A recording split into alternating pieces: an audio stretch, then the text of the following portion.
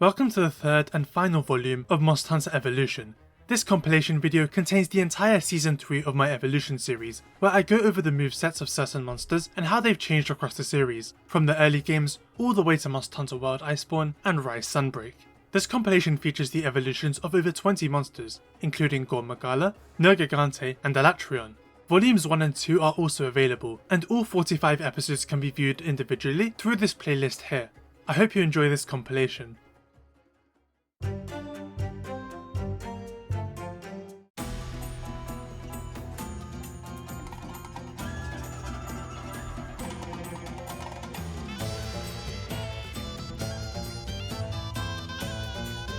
Today's episode is going to be a little bit different. We're going to be discussing the various bird wyverns that have appeared throughout the Monster Hunter series, specifically the ones that are leaders of their respective packs. Most of them have only had a couple of appearances, and even then they haven't changed much, but there are a lot of them, and so I think discussing them all would make for a very interesting video.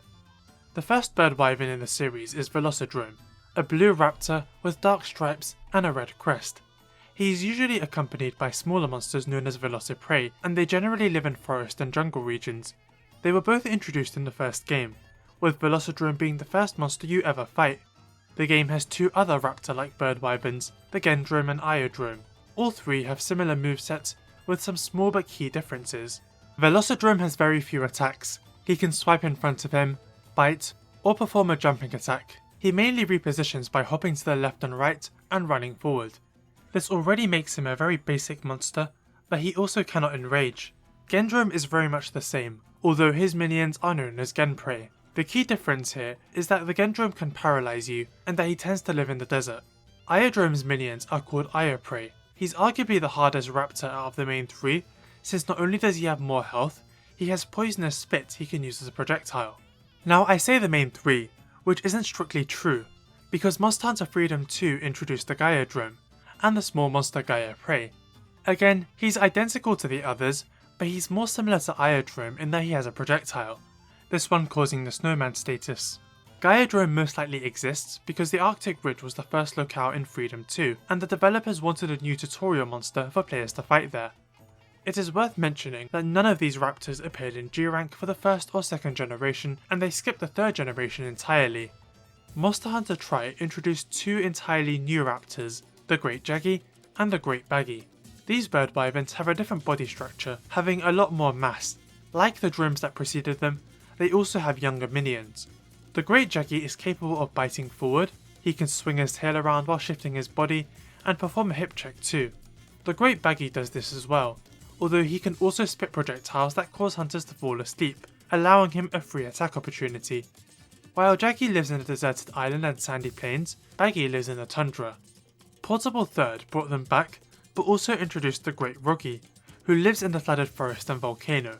Roggy has all the same attacks, but he can also spit a cloud of poison that lingers in the air.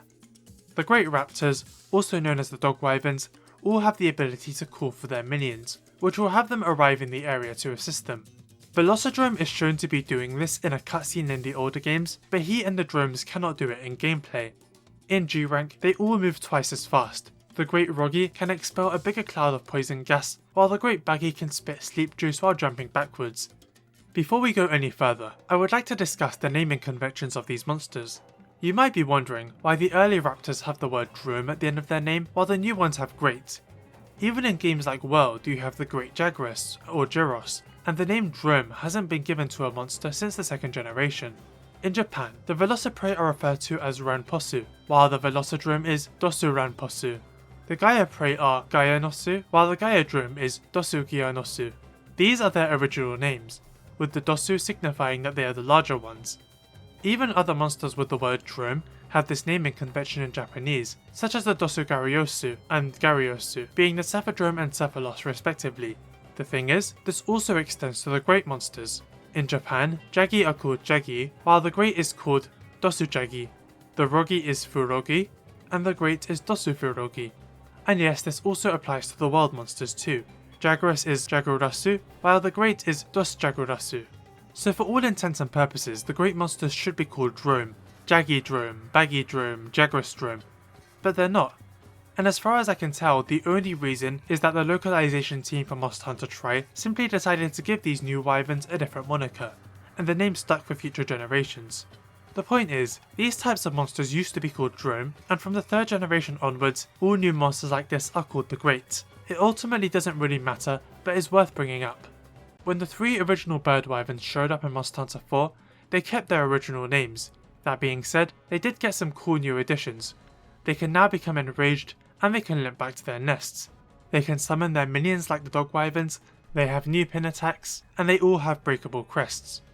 Moveset wise, their attacks flow together much faster and are much more accurate. Iodrome's poison got a huge upgrade in that it leaves huge puddles on the ground. He and Velocidrome are available to fight in G rank and are much faster there, although Gendrome got the short end of the stick and is limited to low and high rank. Velocidrome is also Guild Quest and Everwood exclusive.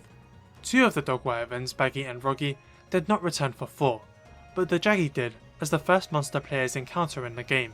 He gets no new additions and is not available in G rank. He is also one of the few monsters to never become frenzied.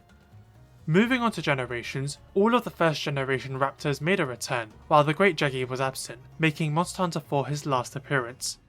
This game introduced a brand new dog wyvern, the Great Macaw, along with several smaller macaws. Great Macaw is probably the most unique bird wyvern so far. He attacks primarily by hopping on his tail like a pogo stick and kicking, either stationary or launching himself across the area. He can readjust himself to aim at you too.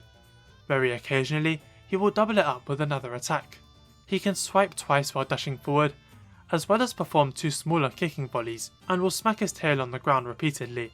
If you smack the Macaw while he's launching towards you, he gets knocked onto the ground for a while. G-rank Macaw has very few differences, aside from attack patterns and speed. He tends to double up his volley much more often, but that's about it. Generations Ultimate actually brought back the Gaiadrome of all monsters. He's been updated in the same way the other raptors were in 4 Ultimate, with a rage, exhaust and limping state. His snowballs can linger on the ground as brief puddles. Monster Hunter Rise introduces the Great Izuchi, a bird wyvern with a blade for a tail. While he can bite, swipe or spit projectiles, most of his attacks involve his tail, swinging it around, performing a front flip so it embeds in the ground, swinging it around so it embeds in the ground, and this special attack, where he backs up and swings several times. He can also jump on walls and swing his tail on the way down. Great Izuchi's main gimmick is that he is accompanied by 2 smaller Izuchis who he coordinates into performing synced attacks, allowing them to combo into and from each other. The drone raptors were last in generations, but Rise actually brings back 2 of the dog wyverns from the 3rd generation. Great Baggy can now perform this new bite attack and a leaping kick, which he likes to use when a hunter falls asleep. His sleep projectiles are also much larger and linger on the ground. Roggy's poison clouds tend to move faster, and he favours his hip check much more. The 3 are also in Sunbreak, although they have very few differences aside from attack speed and combo abilities. Baggy once again has the ability to jump back and fire a sleep shot. Surprisingly enough, the Velociprey make a return, although like with the Great Jaggy, their adult form is not present.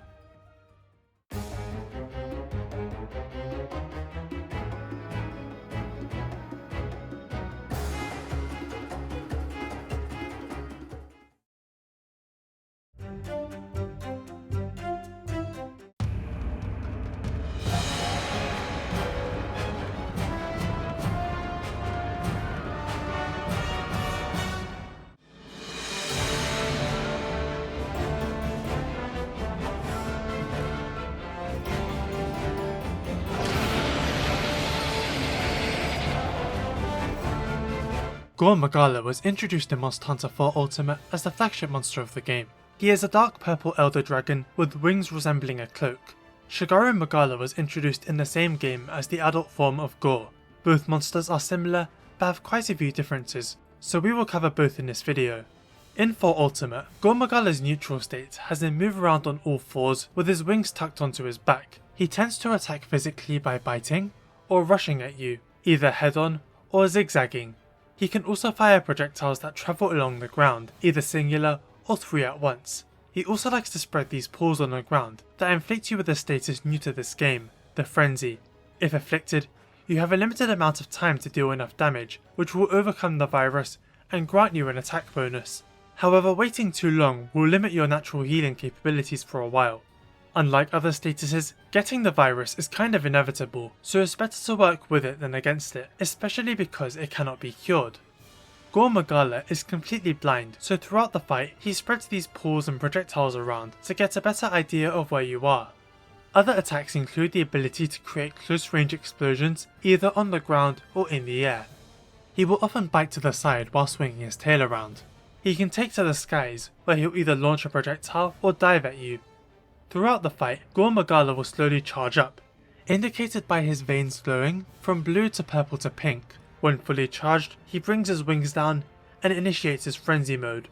Feelers that resemble horns spike up from his head, allowing him to sense you perfectly, and he blacks out the sun to the point everything goes dark. In this state, he becomes much more dangerous as he gains new attacks and old ones change. His charge is now much wider as he makes use of his ginormous wing arms. He will slam them down on you either individually or both at once. He can swing his arm behind him, as well as rush forward while scraping them on the ground. He can also release an explosion that spreads on either side of him. Gore can use his wing arms to pin you down in this state, where he grabs you and chucks you around. Generally, most of Gore's attacks are directed right in front of him, so the safest place to be is at his back.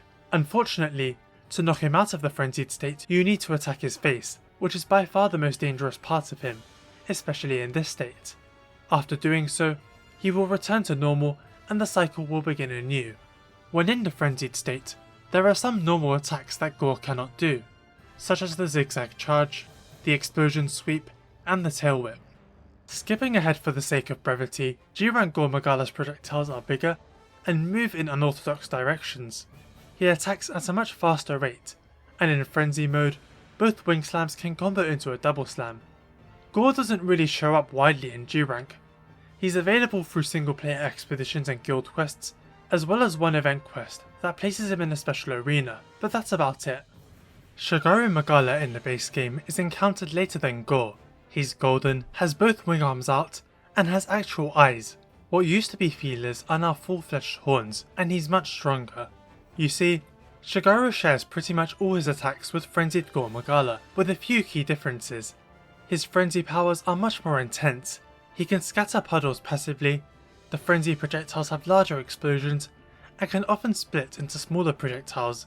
When Shagaru becomes enraged, he takes off into the sky and roars, striking a very iconic pose. Random explosions occur across the arena, often tripping you up. He can also follow up his set of explosions with another that moves in front of him. After diving, Shagaru will turn around and charge. In G-rank, Shagaru Magala has bigger frenzy attacks, and when enraged, almost all wing-based attacks will cause scripted explosions in front of him.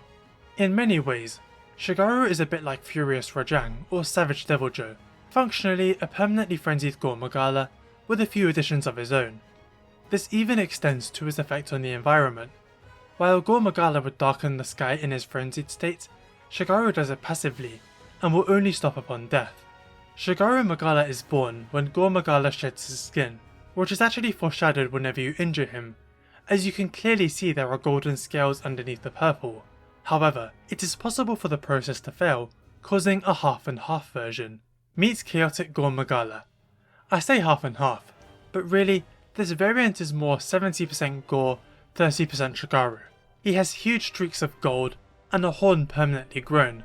However, he is still blind, and his failed transformation, while giving him unique abilities, has also left him in tremendous agony. Chaotic has a mix of Gore and Shagaru's attacks, and can switch stances. Sometimes his wings are tucked in, and sometimes they're out on the ground. He has some of Gore's attacks that Shagaru does not have, such as the bite and tail swing combo. His frenzy attacks are not only large, but also unpredictable, such as his projectiles moving in crazy directions. When Chaotic becomes enraged, his Gore feeler pops up on his head, essentially giving him two horns.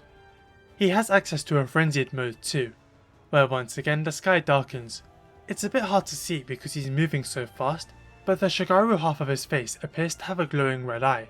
He's faster in this state, with stronger frenzied attacks, and after enough time has passed, he will send out a special nuke that creates more explosions, but will end the frenzied state. Generally, Chaotic doesn't have many exclusive attacks. What he does have is an unorthodox mix of both Gore and Shagaru's, and he puts a unique spin on them. For example, he can make a set of explosions that travel in front of him, which Shagaru could only do as a follow-up. He can also delay his wing slam to throw off your timing.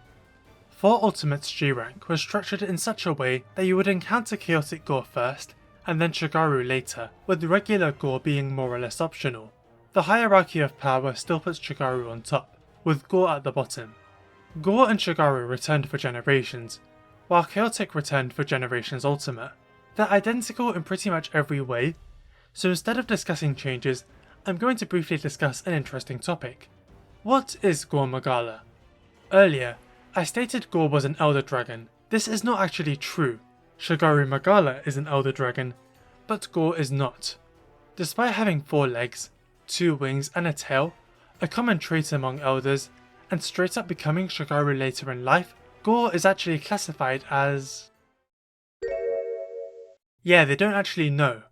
Even when Gore Magala showed up in Sunbreak, he was still classified as this. The only other monster to share this classification is Chaotic Gore. What's interesting is that various Monster Hunter art books actually call him an Elder Dragon directly, yet the games do not.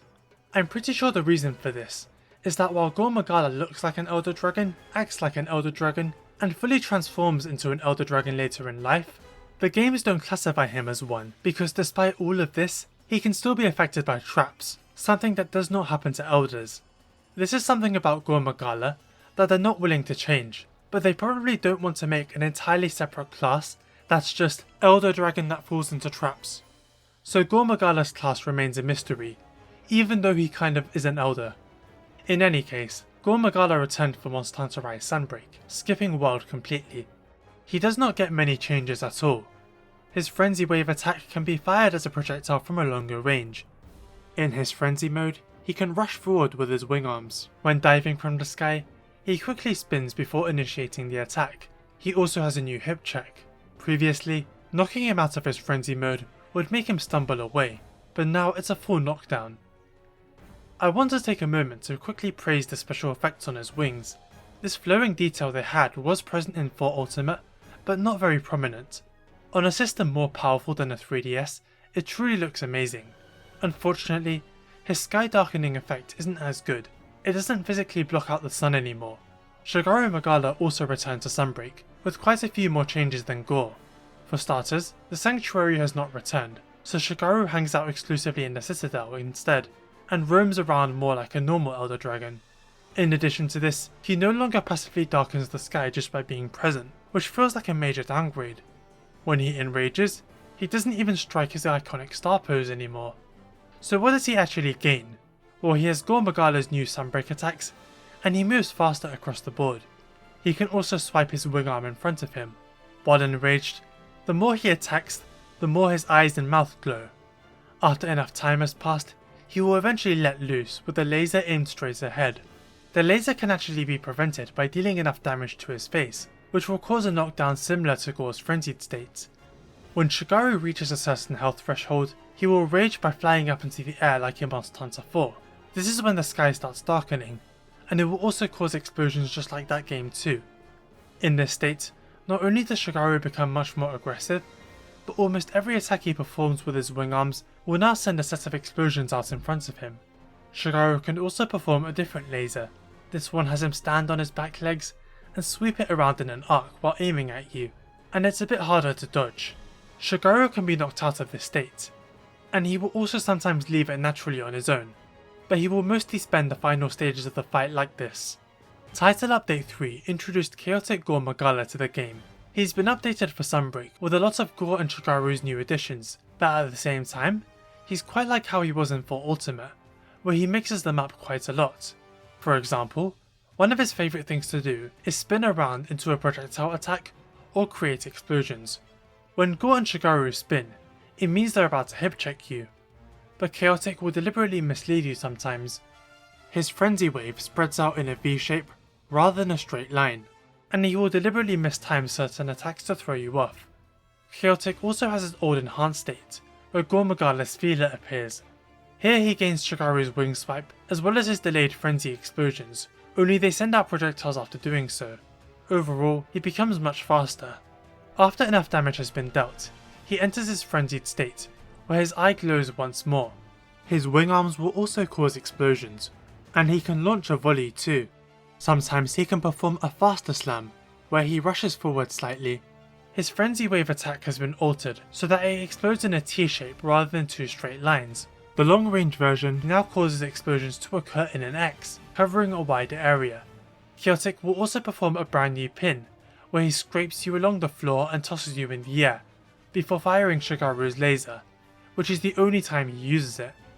In general, he becomes much faster and stronger, and his frenzy abilities become enhanced too. His ultimate attack has been changed, so that the pool of explosions is now just one big explosion, but still pretty devastating. It also doesn't end his frenzied state, you now have to knock him out of that. Finally, Risen Shagaru Magala was added in Title Update 5 as an Elder Dragon that overcame the Curio affliction and became stronger. That makes 4 different Magalas in one entry. Risen Shagaru is an amped up Magala in almost every way. He is visually much darker, kind of resembling Gore in terms of colour scheme. He is initially encountered in the Forlorn Arena, which is not the case for other Risen Elder quests. Perhaps this was done deliberately to harken back to the Sanctuary battle in 4 Ultimate. Risen Shagaru can now do a special slam that is slower, but tracks the hunter more accurately. He can also perform Chaotic Gore's fake out explosion. He can scatter his frenzy powder in a V shape, which triggers explosions, and his long range frenzy wave explodes in a T shape rather than a straight line. When enraged, practically all wing attacks will trigger rows of explosions, which only happened with Sunbreak Shagaru when his health was low. With Risen Shagaru, even his slams will cause rows of explosions to trigger, which is completely new. It's also important to note that he moves much faster with a higher rate of attack. Knocking him out of his laser charge will also leave him on the ground for less time. When Risen Shagaru ascends and powers up, several things change. The V-shaped frenzy wave is done twice in a row. All explosions caused by the wing attacks are now increased in size and sometimes delayed.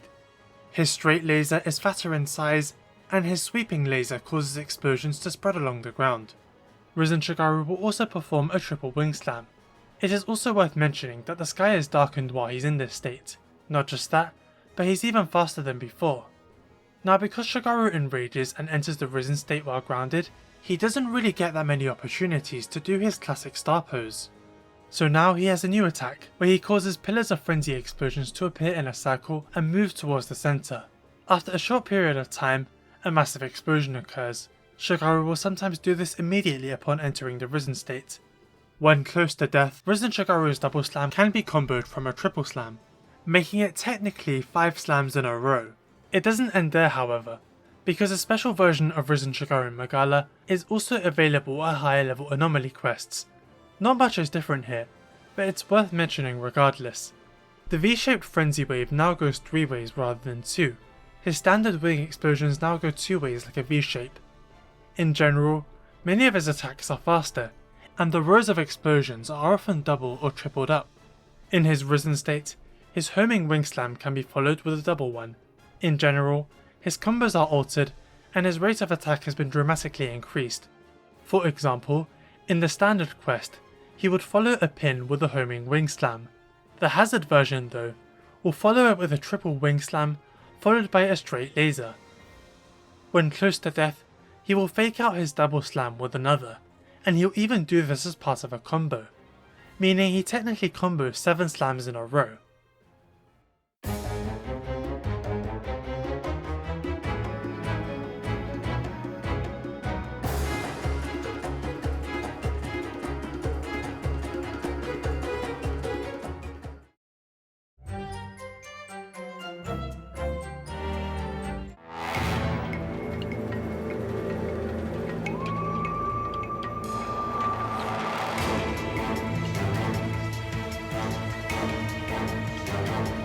Kirin is one of the first Elder Dragons introduced in the Monster Hunter series, being among 3 in the very first game. He heavily resembles a unicorn, being a horse with a single horn. He glows blue, with a white mane and red eyes.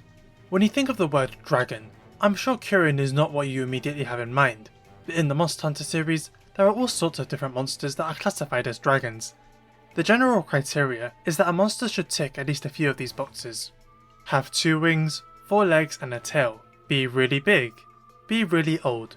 have some sort of crazy power that's often unexplained, not be affected by traps, fought alone in the older games with no other large monsters and few if any small monsters present on the map, and drop materials associated with Elder Dragons such as blood or gems upon death. Some non-elders fit much of this criteria, such as Akantor and Ukanlos, who are both big, presumably old and non-capturable, but they are classified as flying wyverns instead due to their body structure and the fact their elemental powers aren't necessarily super impressive or unexplainable. Kirin fits these criteria in particular, and so is classified as an elder dragon. He tends to live in cold regions, as well as wet and humid areas like swamps and jungles. He doesn't usually hang out in hot areas like volcanoes, except for this one quest in Freedom Unite that has you fight him in the Crimson Fatalis arena for some reason. Kirin has two kinds of attacks: physical, where he will often attempt to charge at you, either by running or performing a short dash, or elemental, where he strikes lightning down either surrounding him, slightly in front of him, or at a long distance. The last one he will only do when enraged, which also has him glow brightly and move faster. In general, his moveset isn't very complex, but he can be tricky. The lightning strikes incredibly fast, giving you little time to get away if you're caught in the thick of it. He likes to prance around like a Kelby, covering great distances which force you to either constantly give chase or wait for him to come back to you. Not only that, but his backside causes a lot of weapons to bounce, making the head the best place to attack. It is also the most dangerous part of him, considering he can send lightning right in front of him and use his horns for attacks. Despite his small size and stature, Kirin can be a difficult fight, and definitely lives up to his classification. Like most Elder Dragons, Kirin skipped the 3rd generation games, but later reappeared in Monster Hunter 4. In this game, Kirin was mostly exclusive to the Everwood and Expeditions, which made encountering him a bit tricky. His introduction cutscene shows him teleporting around, which is not something he does during combat. He has a brand new physical attack, where he kicks his legs back, smacking you away. In terms of lightning attacks, he can still have them strike in a field around him, but now he can send them forwards in a row too. When neutral, Kirin's backside is soft and you can freely strike it, but when enraged, he enters a special armor mode where it will resist all attacks, meaning you have to strike his head until he returns to normal. He can leave a trail of thunder behind him as he charges, and some lightning bolts will paralyze you. Not just this, but his Kelby prance can often leave lightning bolts behind. He can also release a large electric field in front of him. Kirin is one of the very few elders to get an alternate version. Meet the Orochi Kirin, an icy subspecies with one of the coolest colour schemes I've ever seen. Orochi has all of the same physical attacks, but his elemental ones cause icy shards to emerge from the ground. Getting hit by these will knock you away, and they act as hazards by dealing damage if you touch them. Rather than launching a field of thunder like Kirin, Orochi creates a long row of ice. G-rank Kirin can thrust his horn to the side and chain the attack multiple times.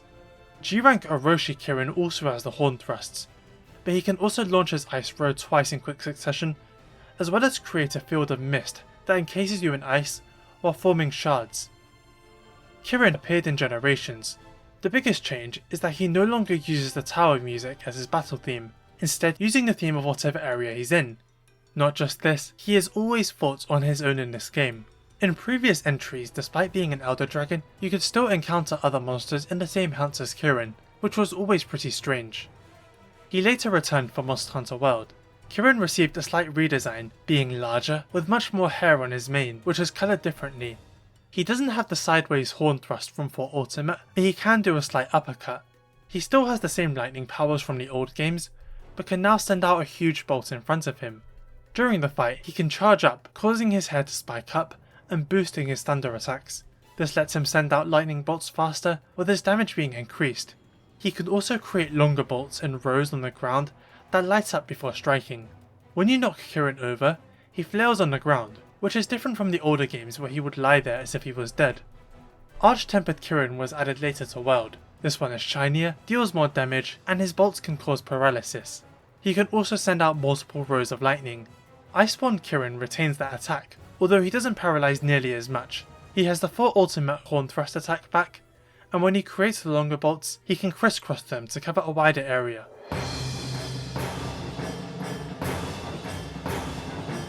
Kirin has had an interesting journey in terms of battle themes. In his introduction in the very first game, he would simply use the theme of whatever area he was in. Monster Hunter DOS gave him something more unique.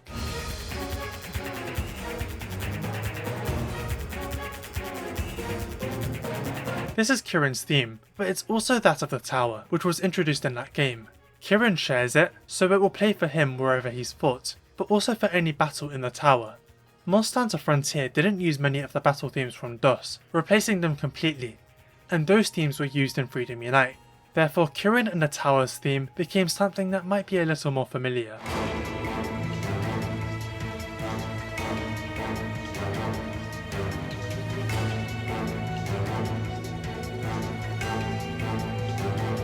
This continued in the 3rd generation and Monster Hunter 4 Ultimate too, where both battles against Kirin and in the tower have this playing in the background.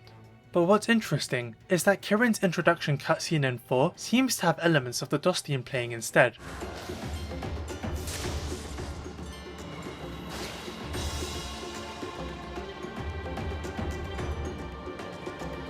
I mentioned this earlier, but Generations removed the theme from Kirin, replacing it with nothing. Like in the first game, he just uses the area theme.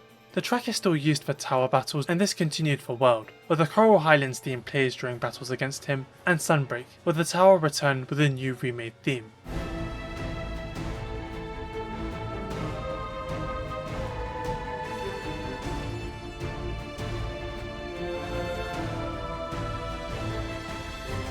I'm fairly certain people will associate Kirin primarily with 3 different themes: the original tower, the second tower, and just nothing specific. Judging by the 4 Ultimate cutscene, Capcom themselves might have been in the first camp, despite clearly being in the second, before changing their minds in the next game and being in the third. In any case, I'm in the second camp, and I do miss how it was associated with him. Kirin is a rare Elder Dragon, and there's kind of a mysterious air about him, a bit like the tower. The theme worked well for both of them, and I don't understand why Generations changed it. At least give him something new. Surely one of the oldest Elder Dragons deserves it, right? I'm curious to see how others feel about this.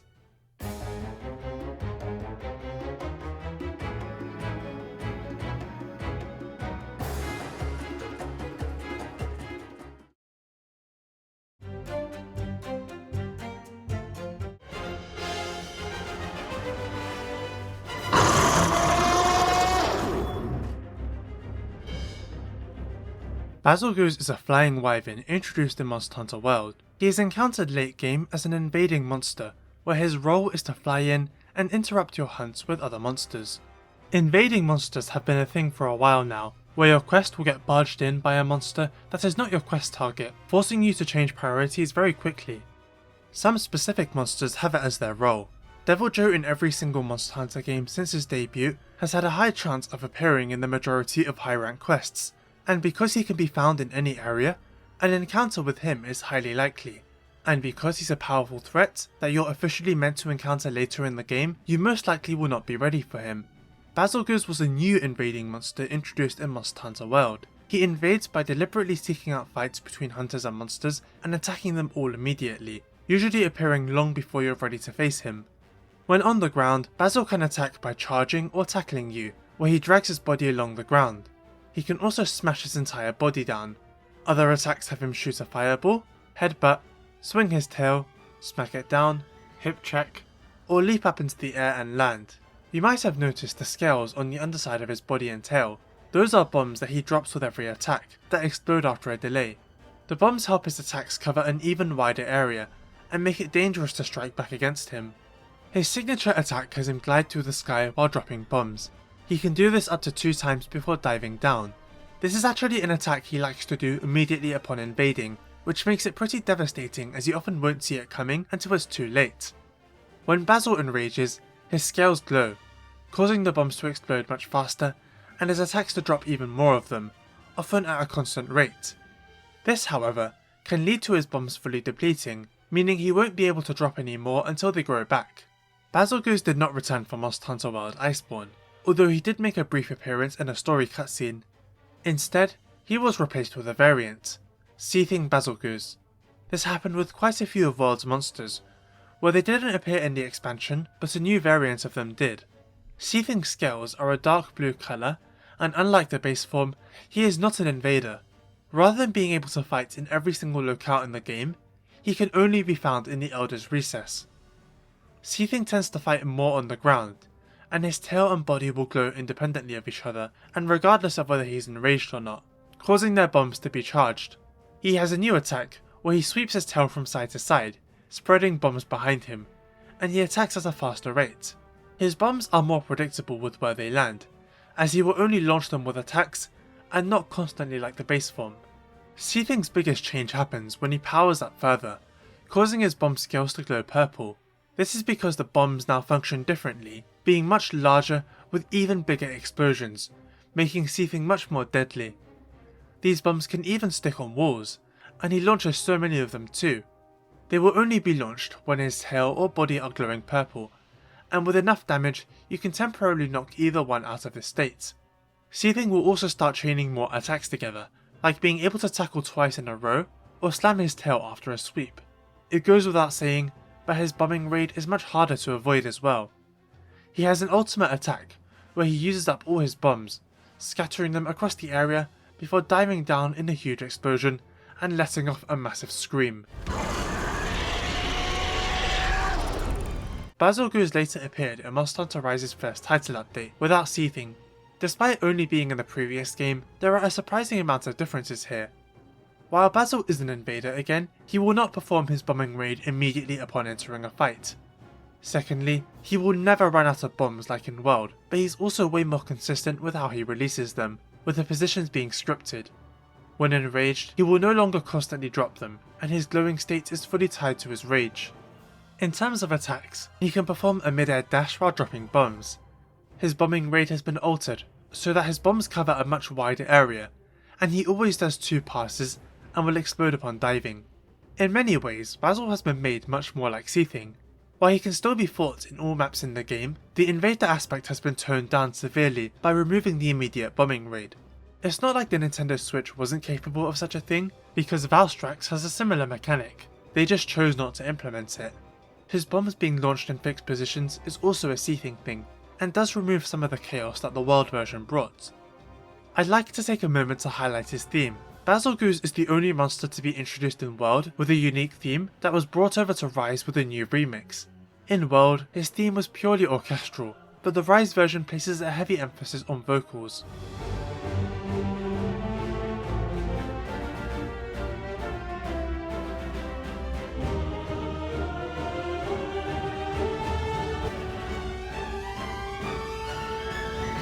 Bazelgeuse actually returned for Sunbreak, which makes it his first Master Rank appearance. There aren't that many differences, but he has a new attack, where he flies in the air and launches bombs in circles below him, which is funny because they've retroactively given him a mini version of Seething Bazel's nuke attack. Speaking of Seething, he returned for Sunbreak's first title update, with some differences compared to the Iceborne version, such as being faster, as well as being available to fight in every area of the game. He also retained some of Bazel's Rise changes, such as not being able to run out of bombs and having a deadlier bombing raid. In terms of new attacks, he can smash his head into the ground after rushing forward. While in the air, he can quickly dash while carpet bombing before releasing additional bombs. He also has the circular bomb attack that Bazel gained, in addition to his ultimate nuke.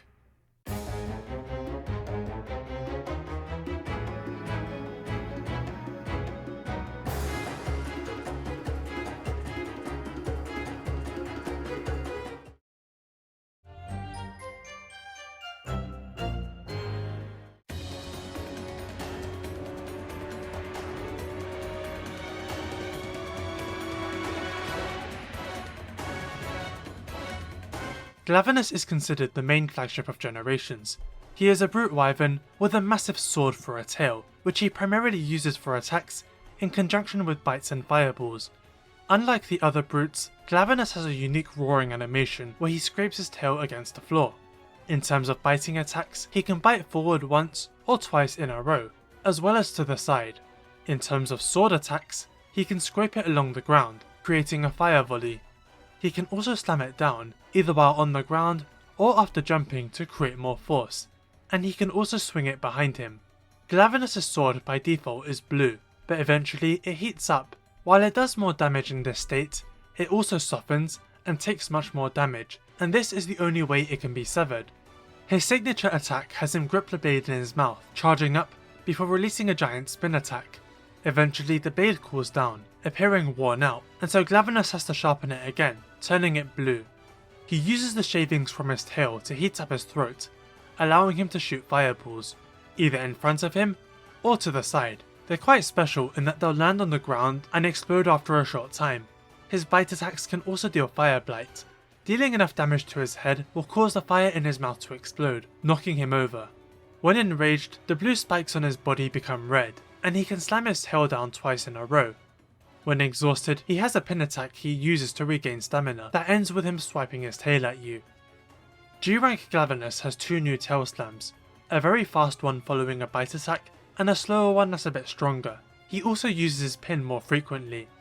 It's also worth mentioning if one of his fireballs lands between the both of you, it explodes and obscures your vision, and so Glavenus will always immediately go for a jumping slam, but if you go around the explosion, he won't bother. Generations gave Glavenus a deviant, the Hellblade Glavenus. This one is much redder than the other Glavenus, and in many ways he's quite similar to Monster Hunter World's Teostra, in that he has both fire and blast modes. His Hellblade, so to speak, can still heat up, and he can still spit fire from his mouth. However, both parts can switch elements independently of each other from fire to blast. When this happens, the sword will turn red and black, and every strike will cause explosions. His bite attacks will inflict blast blight. Various sword attacks will also send blast powder scattered around, and his fireballs are far more potent too. When enraged and in blast tail mode, he will spin attack once, grab his tail again, and then perform an additional spin in a different direction. If his mouth is in blast mode too, then powder will spread across the arena. G-rank Hellblade can combo his backslash into a triple fireball, and he can charge up a massive slam that causes a huge explosion. Glavenus is the only member of the Fated Four to return to Iceborne. He received a graphical overhaul and some slight adjustments. In Generations, his throat would heat up independently of his tail, but in Iceborne, they both enhance at the same time, with the same tail grinding animation. He no longer begins the fight with his old roar. Instead, he uses Wild's standard brute wyvern animation. Glavenus will instead do his tail scrape when he becomes enraged. He no longer performs his sideways drive-by fireball, but he can shoot a fireball while pivoting his body, and when he's enraged and performs a tail slam with a heated up tail, he can sometimes perform a flourish in the ground to the left or right. Acidic Glavenus is a new subspecies that resides in the Rotten Vale, and instead of red, he's more of a dark green. Rather than fire, Acidic makes use of, well, acid, that causes defense down. Normally his tail is coated in acidic crystals that spread the acid on the ground, and in this state, he's more or less identical to a standard Glavenus, just without the fire. However, he eventually scrapes the acidic crystals off, revealing a just as sharp but much thinner blade than the standard Glavenus. In this state, Acidic Glavenus makes use of very advanced tail attacks. He will often enter a stance where his tail is at his side, pointed forward. He can perform precise stabs like Velkhana, independent round slashes, up slashes, and perform other combos. For example, his old flame volley tail slash doesn't send out projectiles, but he combos it into a slam, and he can combo a jumping slam into a round slash, and sometimes he will grip the blade in his jaws and perform a quick double slash. While Acidic Glavenus is far more dangerous in this state thanks to the adept use of his tail, it's much more vulnerable and can be severed. Eventually, his tail gains more crystals and he goes back into acidic mode. While Glavenus' fighting style can be compared to that of a hunter wielding a greatsword, Acidic's far more resembles that of a longsword player.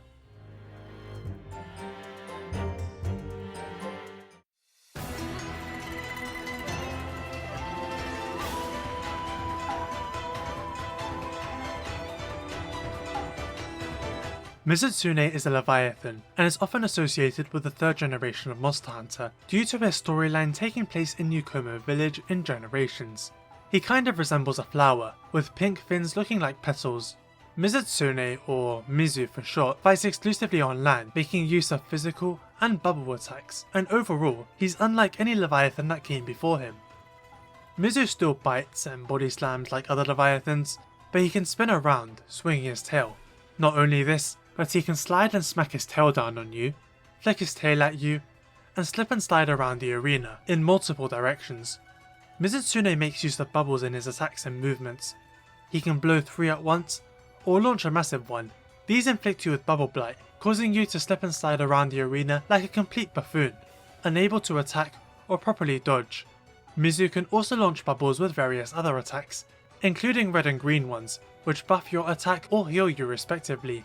His large bubble can be comboed into other physical attacks, and he can fire a beam of water. When enraged, his fins turn red, and he's able to launch bubbles with even more attacks, such as when he jumps around or while flicking his tail. He can launch himself across the arena with a great leap, spinning while launching bubbles. In G rank, Mizu can lift himself up and slam his claw down, performing the attack twice when enraged, and he can sweep his water beam around in a circle. It's worth mentioning that Mizutsune's fins turn blue when he's exhausted. Soul Seer Mizutsune is a G rank exclusive deviant of Mizutsune. This one has lost the use of his eyes in battle, and instead uses bubbles to sense where his enemies are. He eats a special type of fish that gives him the unique ability to launch explosive fire bubbles when enraged. Soul Seer is noticeably slower than Mizu, but he has his own attacks, such as being able to perform a front flip that results in a powerful tail slam. By default, his arms and tail have grey fur that's hardened, causing your weapons to bounce off, but he can coat them with dark red bubbles that make them softer but deal more damage. Soul Seer starts off his fight asleep, but will wake up if he touches bubbles. In fact, touching his bubbles at any moment would immediately enrage him, which causes his left eye socket to become a flame. When enraged, he becomes faster and can perform a new attack where he twists through the air. While Mizutsune skipped Monster Hunter World, he did return for Rise. Bubble Blight has been reworked in this game. In Generations, getting hit once would give you an evasion boost, while getting hit more would make you slip and slide, completely helpless. But in Rise you can still attack while bubbled, but your traction is reduced and every evade will cause you to slip around slightly. Mizutsune has the Claw Slam, but he only does it once. He can fire a small burst of water and fire a water laser upwards before sweeping it around. He has a special mode when enraged where he coats himself in bubbles, allowing him to slip and slide with greater ease. This means that he can slide while using his straight laser, which makes him extra dangerous, although he can be knocked out of it. Rise also has the Apex Mizutsune, a variant that survived the storms of Wind Serpent Ibushi. Apex is just Soul Seer, but with a different appearance, and without the hardened tail and claws. He has the same attacks pretty much, although he leaps forward a bit when doing his tail swing, and never uses the normal water bubbles. Rather than fire, the bubbles inflict Magnamalo's Hellfire. Apex also has a special attack, where he spreads fire bubbles around while standing on his hind legs, all while sweeping a laser around before landing on all fours and firing it straight ahead. The standard Mizutsune is also in Sunbreak, getting a new attack where he sweeps his tail around, following it with a backflip slam when enraged. Title Update 2 gave us a brand new rare species, Violet Mizutsune, which makes him the first monster ever to have a rare species without a subspecies. Instead of pink, Violet is, well, violet, and lives exclusively in secluded arenas like the Infernal Springs.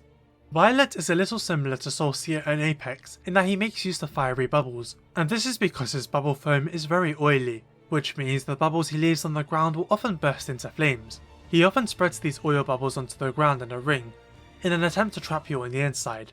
Because his water attacks are more like fire, they will inflict you with Fire Blight. His bubbles are very similar to Soul Seer's and Apex's, but different in that they'll home in on you. In terms of physical attacks, he can double up his Claw Slam like in GU, and perform most of other Mizutsune's attacks much faster. At a certain point in the fight, he will charge himself and power up.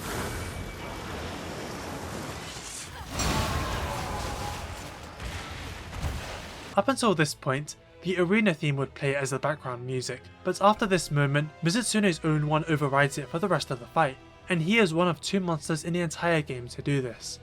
From here, he gains access to numerous attacks and abilities, like being able to create a large bubble that explodes into a whole group of them, being able to launch more bubbles and oil pools with standard attacks, and his claw slams causing explosions. He can also rapidly dash towards you while flipping through the air. Overall, he's much faster, and able to chain more attacks together. His head and tail are covered in flames, and dealing enough damage to them will knock him out of this state.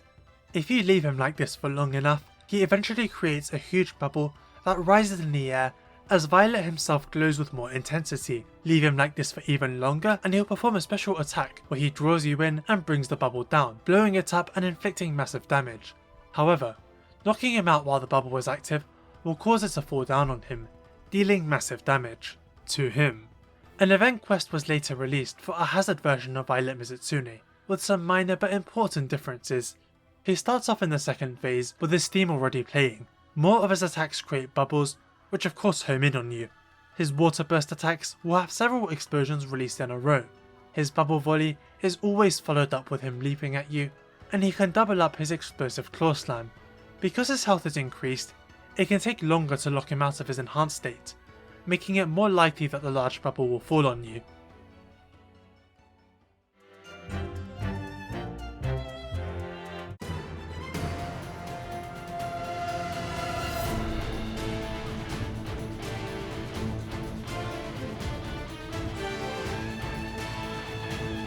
Astalos is a flying wyvern, associated with the first generation, as his questline is tied to Kokoto village. His main element is thunder, which he can create from his mouth, tail, and by charging his wings. Astalos is an extremely aggressive fighter, contrasting with the precision of Glavenus and the grace of Mizutsune. He likes to slam his wings down, either on the ground once, or rapidly after descending from the sky. He can also swipe his wings, which have a surprising amount of range. Like other flying wyverns, he will swing his tail, but instead of swinging a second time, he aims a blast of thunder directly at you. He can also swing his head around, infusing it with thunder for more damage, and launch bolts that move left and right. Astalos will eventually enrage, and gain access to even more attacks, such as being able to swipe his wings twice in a row, and launch himself across the arena to perform powerful wing slams. He can charge up his body parts, causing his head attacks to have more range, and his wing attacks to explode with thunder. He can launch two bolts that crisscross each other before launching a more circular blast, and he can descend from the sky and land with a powerful explosion. His tail can also be charged, turning it into a pincer that can inflict paralysis. Dealing enough damage to these charged body parts will cause them to return to normal for a while. G-rank Astalos can shove his tail into the ground while airborne, creating an energy field that is even bigger when he's charged up. He can perform two charged wing slams back to back as well. Bolt Reaver Astalos is a G-rank only deviant. At first, he resembles and acts like an already charged Astalos. His wings and crest are bigger, and he already has his tail pincer. However, he's coloured with a blue tint, and he possesses different thunderbolts that he can launch in different ways, such as by flipping through the air. His regular attacks are also stronger. Bolt Reaver's big differences emerge when he supercharges himself, turning fully blue. From here, his attacks become bigger and stronger, and he gains the ability to create a lightsaber from his head, either airborne or from the ground. Astalos could also create a short blade, but it's nothing compared to this. His energy field has another wave, and several bolts appear within it for added danger. When blue charged, Bolt Reaver can also launch an orb attack that sucks you in. Making contact will cause heavy damage, but running away blindly is not advised, as Bolt Reaver also prepares for a giant aerial slam or a rapid wing slam. It's worth mentioning that like Zinogre, placing a shock trap down will charge Astalos up. Not only that, but attacking him while his tail is in the ground can cause him to fall down. Astalos returned from Monster Hunter Rise Sunbreak, with the same general changes as Glavenus and Mizutsune, such as an updated appearance and completely redone theme. A big visual difference is that his body parts will appear to be more yellow and charged up. Sunbreak Astalos doesn't have many new attacks, just what his G-rank self in Generations Ultimate had, but with some different combos like swinging his head onto a tail blast. His thunderbolts travel much faster, and he has access to a lightsaber attack, although it's a lot shorter, and he can only do it from the ground. He can also zoom into the ground and swing his tail.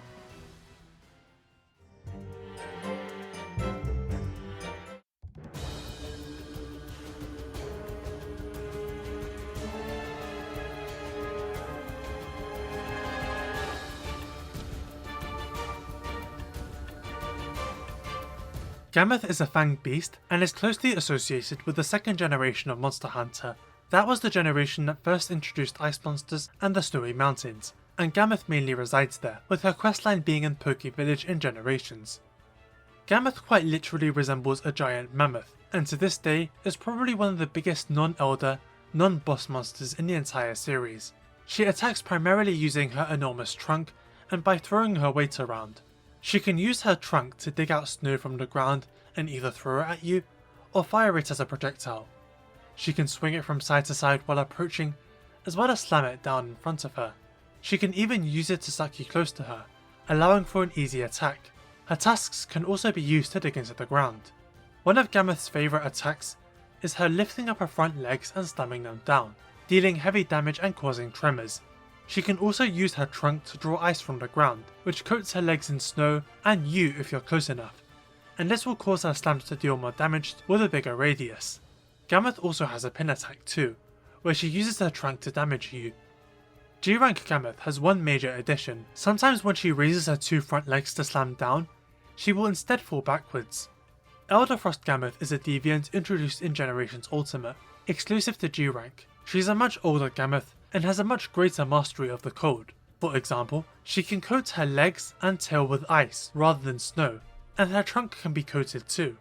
Elder Frost can grab huge chunks of ice and smash them into the snow, causing a huge explosion. She can also grab an even bigger chunk and have it split into several pieces while in the air. Her most dangerous attack has her bury her head into the ground and charge forward, dealing massive damage and launching ice chunks everywhere.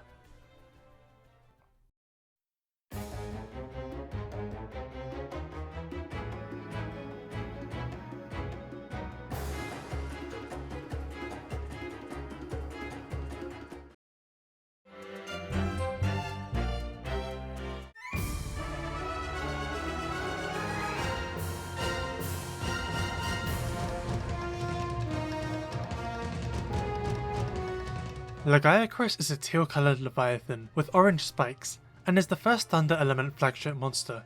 He is also the first, and so far only flagship monster, capable of fighting underwater, being introduced in Monster Hunter Tri. Lagiacrus in Tri is introduced to players through a surprise encounter, where he shows up in a quest that you are not expecting him to. He is initially fought underwater, and eventually on land, and during hunts he can switch between the two.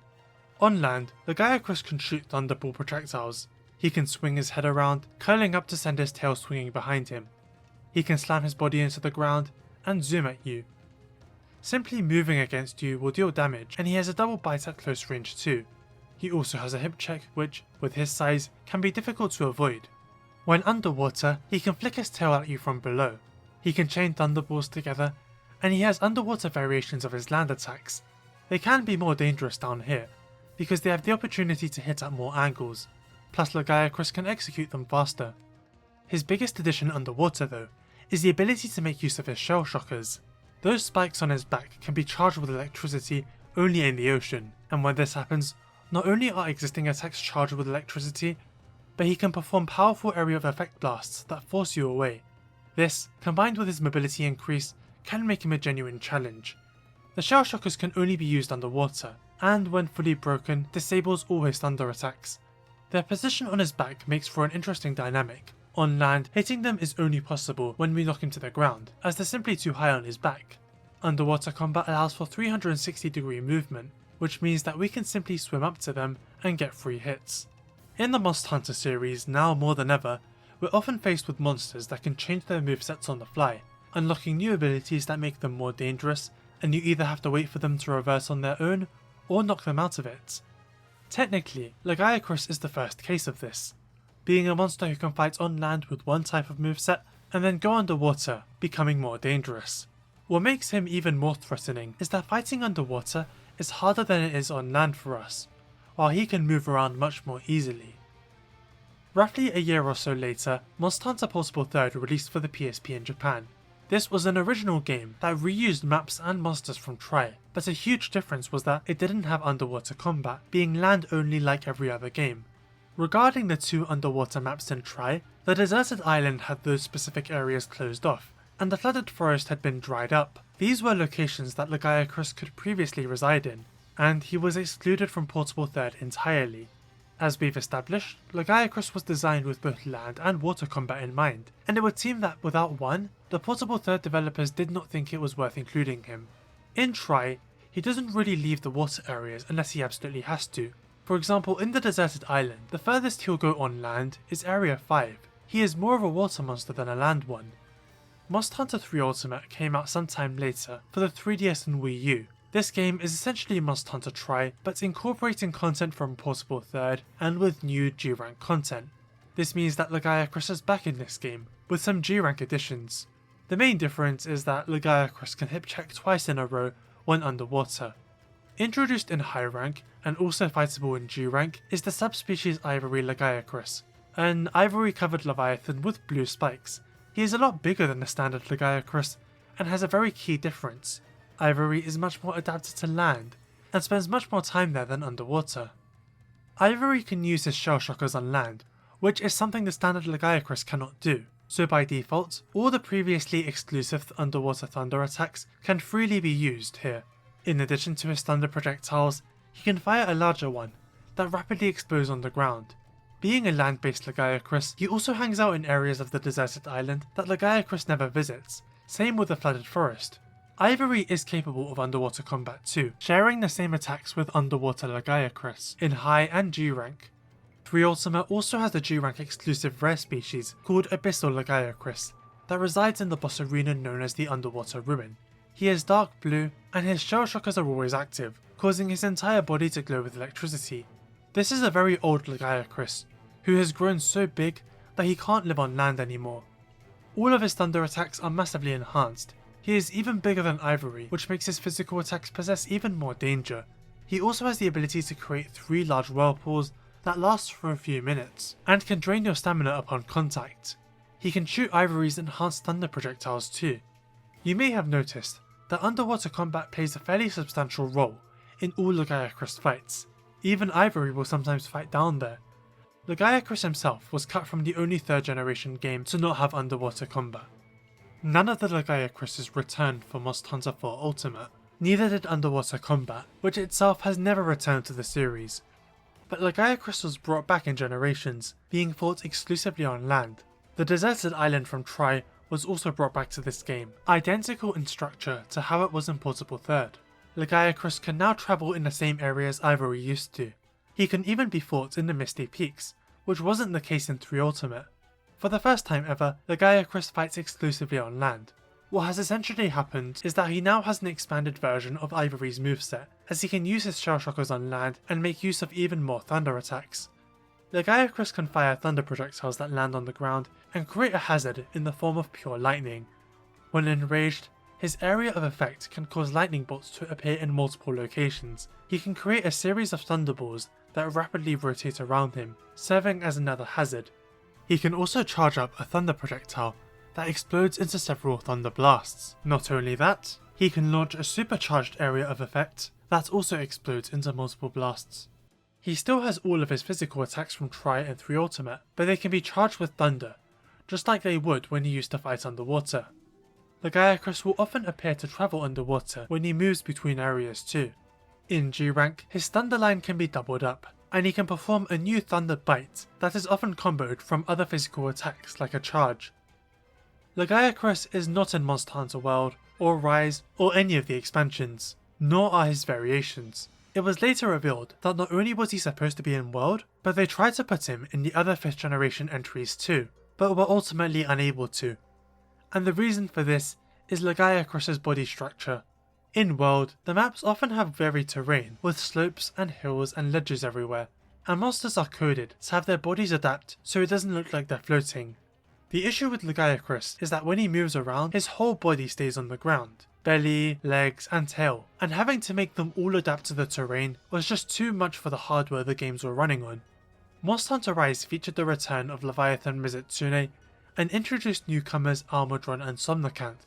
These Leviathans function properly because their bodies and tails are raised slightly above the ground, therefore limiting the contact they make with it.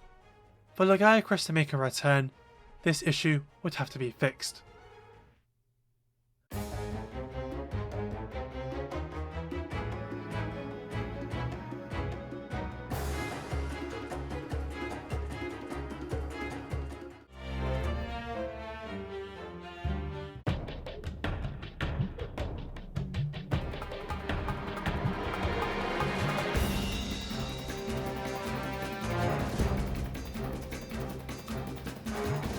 Plesioth is one of the first piscine wyverns in Monster Hunter, introduced in the very first game. Like most wyverns, he has 2 wings, legs, and a single tail, although Plesioth stands incredibly tall on his own.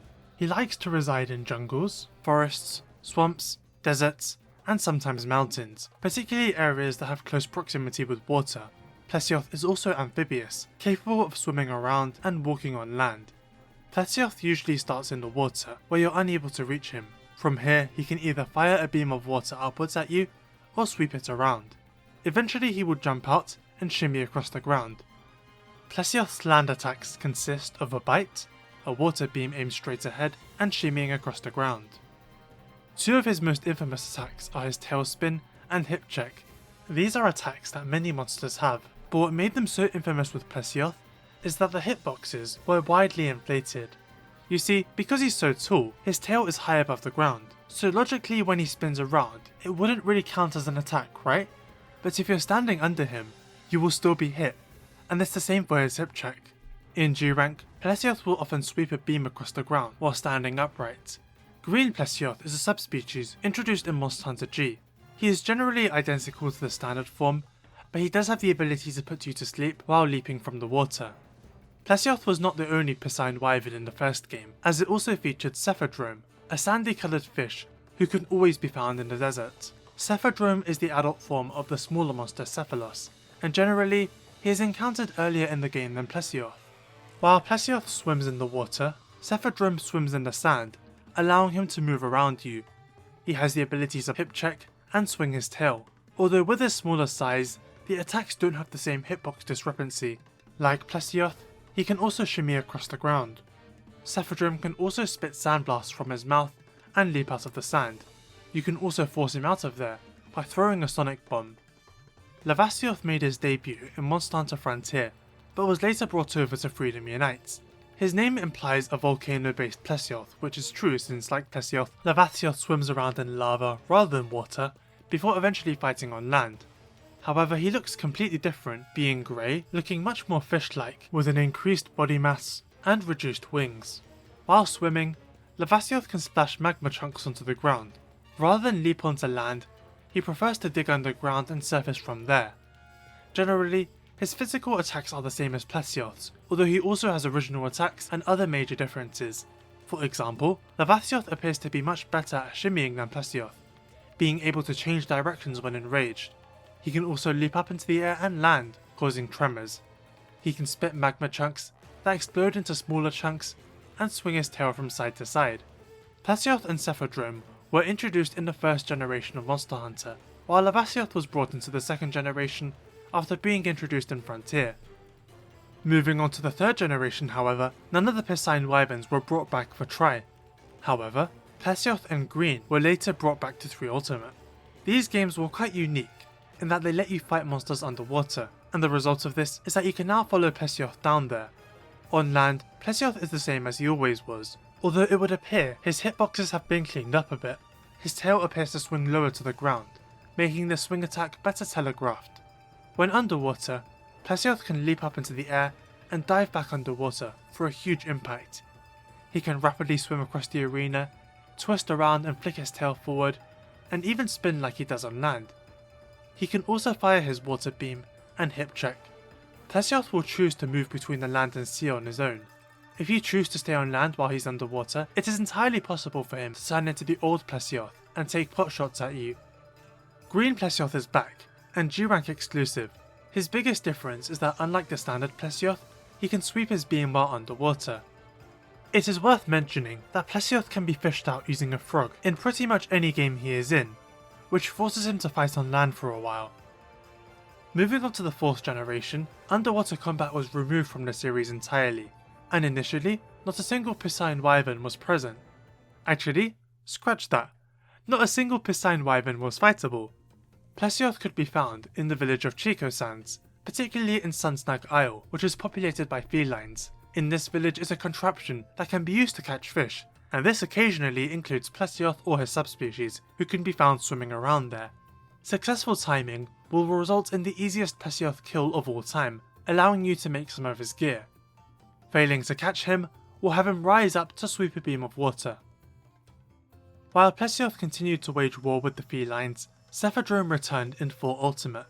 In this game, he appears to be browner in colour to further distinguish him from Cephalos, who also returned.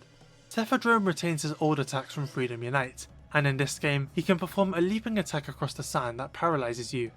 Overall, he's not much different to how he used to be, but his old attacks have been reanimated to be more fluid.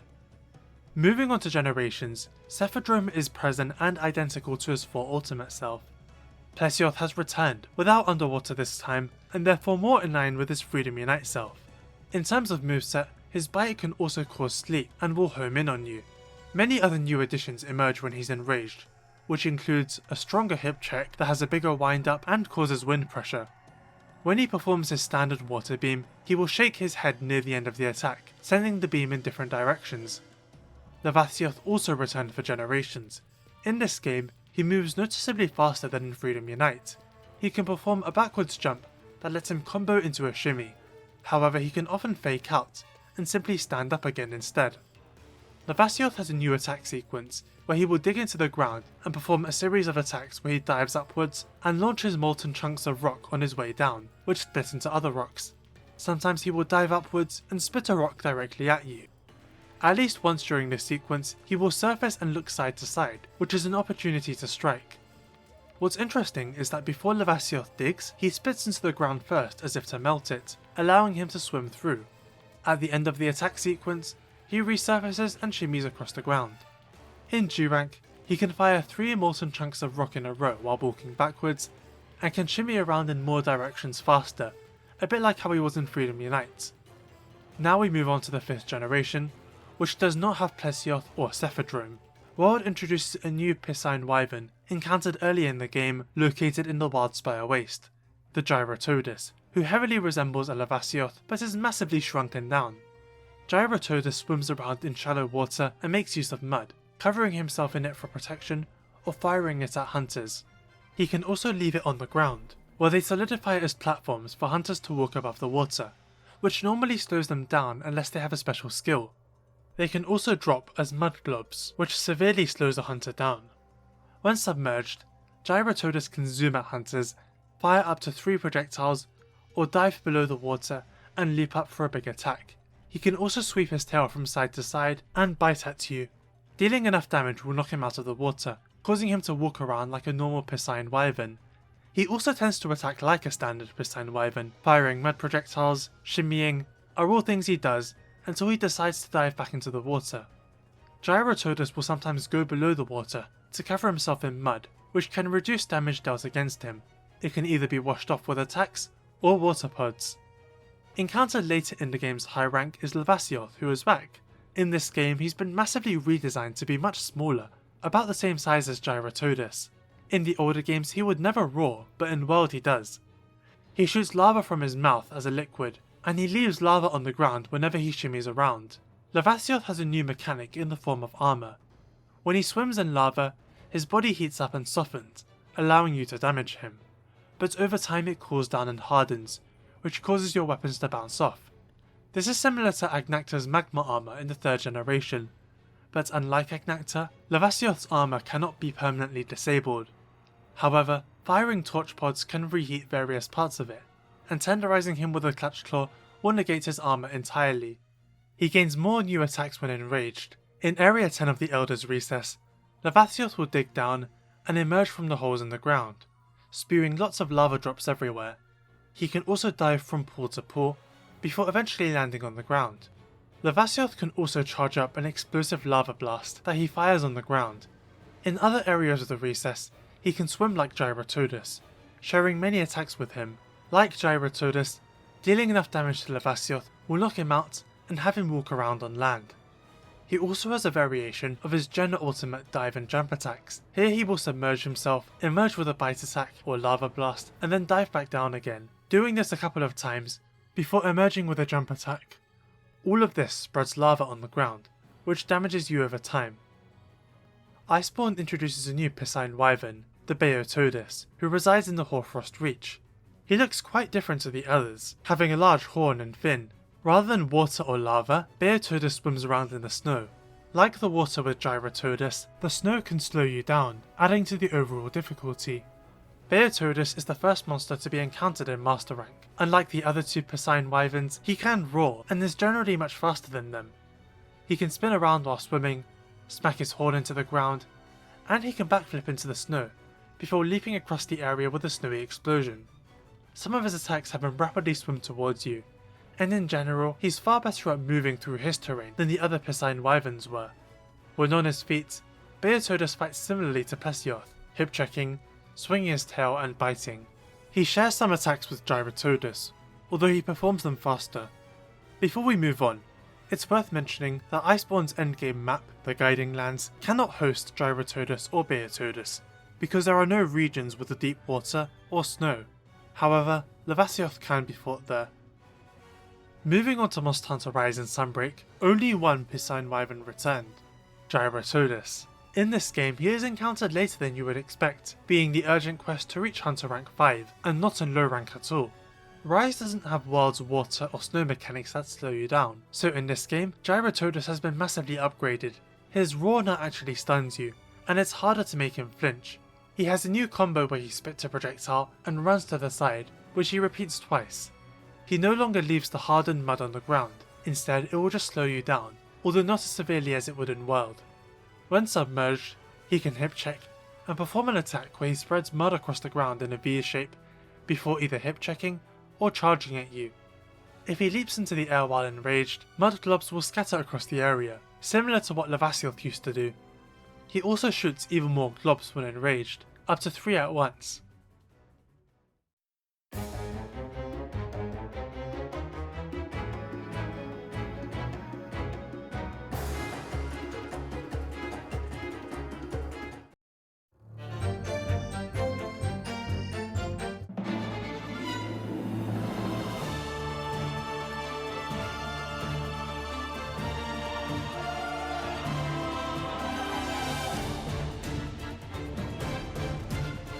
Valstrax is an Elder Dragon introduced in Monster Hunter Generations Ultimate.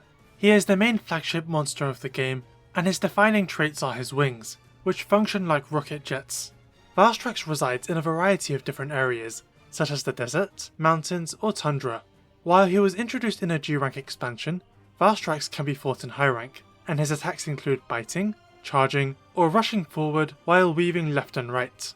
The vast majority of Valstrax's attacks, however, involve his wings, which he can manipulate in a variety of different ways. One of his main attack sequences has him thrust his arm forward and then slam his wing down like a hammer. Sometimes, Valstrax will hammer if he's facing away from you, turning around in the process. His wings can fold in a particular way to become as sharp as a lance, which allows him to thrust them forwards. He does this attack once when neutral and twice when enraged. Earlier, I said Valstrax's wings functioned like rocket jets, and this is because they expel so much dragon element that he can propel himself across huge distances at an incredible speed. He can therefore use them to zoom across the area, sometimes turning around and doing it again. He can also face his wings backwards, and attack either by swinging one around while expelling dragon element, or by thrusting his arm forward and immediately slapping them down to cover a wider area. His wings can even fire projectiles, which he can send out randomly towards you. He can fire a close-range blast directly below him, and he can even run towards you and perform a front flip while blasting downwards.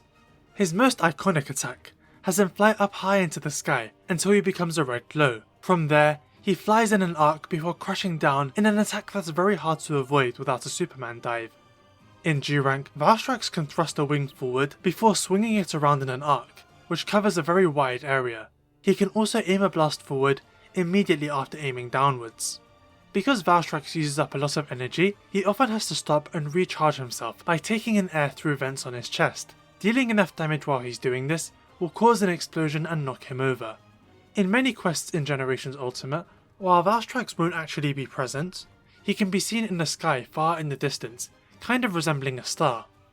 His scales can be gathered on the ground in quests like this, but he won't formally make an appearance. Valstrax skipped Monster Hunter World, Rise, and Sunbreak. However, a new variant was introduced in Rise, added to the game in an update, while the original remained absent. Crimson Glow Valstrax is noticeably smaller and bluer than the standard form, and has red streaks across his body. He has all of Valstrax's attacks and more. Crimson Glow's biggest addition is that his wings can become imbued with dragon energy, after he sucks in air through his chest vents without being interrupted. The result of this is that any wing-based attack that has them hit the ground will leave dragon energy that explodes after a short time, including when he hammers them down or slaps them, and this makes countering more dangerous than normal. The box art for Generations Ultimate depicts Valstrax hovering with his jets aimed down, but he never does it in that game. However, Crimson Glow Valstrax will, and from there he will either zoom directly at you before leaving a Dragon Blast in the ground, or he'll fall down and aim a Dragon Blast forward.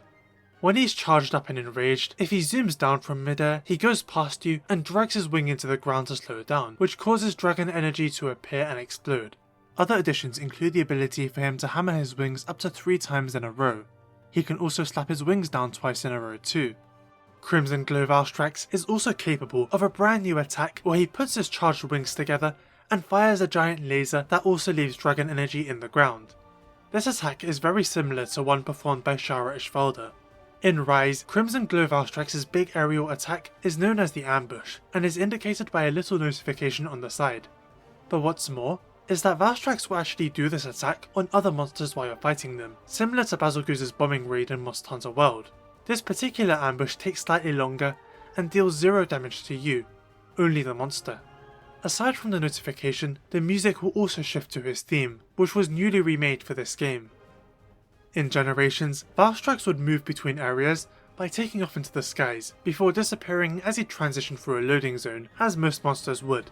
However, Rise has fully open maps, and so Crimson Glow Valstrax will just zoom across the map to his desired location in mere seconds.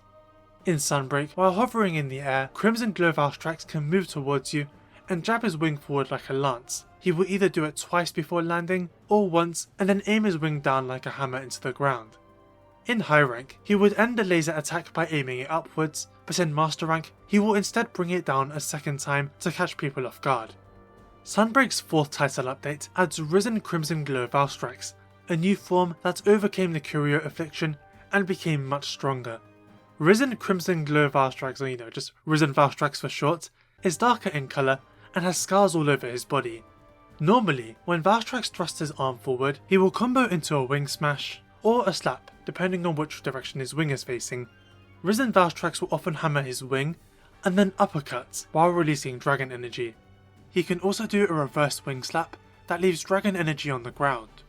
Risen Valstrax can perform his ambush once he enters the Risen state.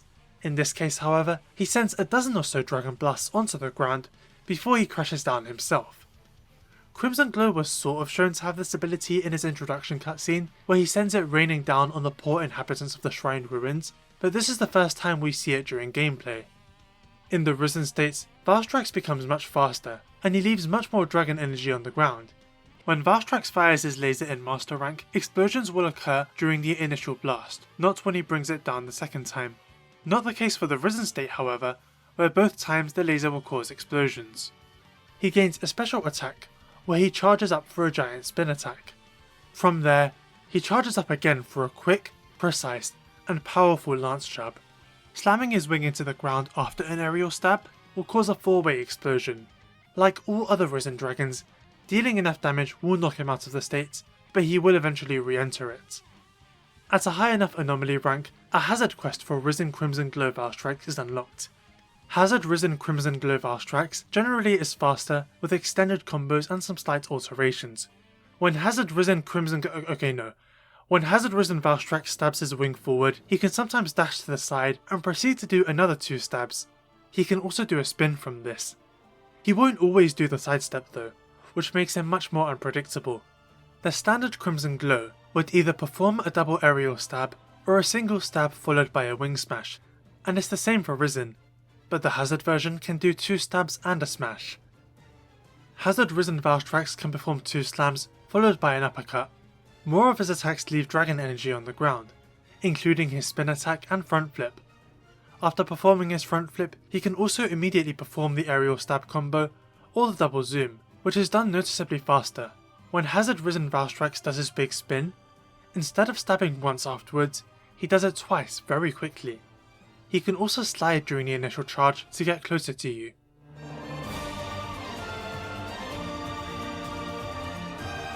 When Valstrax was announced for Rise, some people were confused as to why this new variant was in the game, and not the original. This, to my knowledge, is the first time this has happened. Like, why even give this guy a different name? Why not just say this is Valstrax? I think the confusion generally comes from the fact that a lot of monsters changed in the transition from the older games to World and Rise, gaining new additions to their movesets that can drastically change up the fights.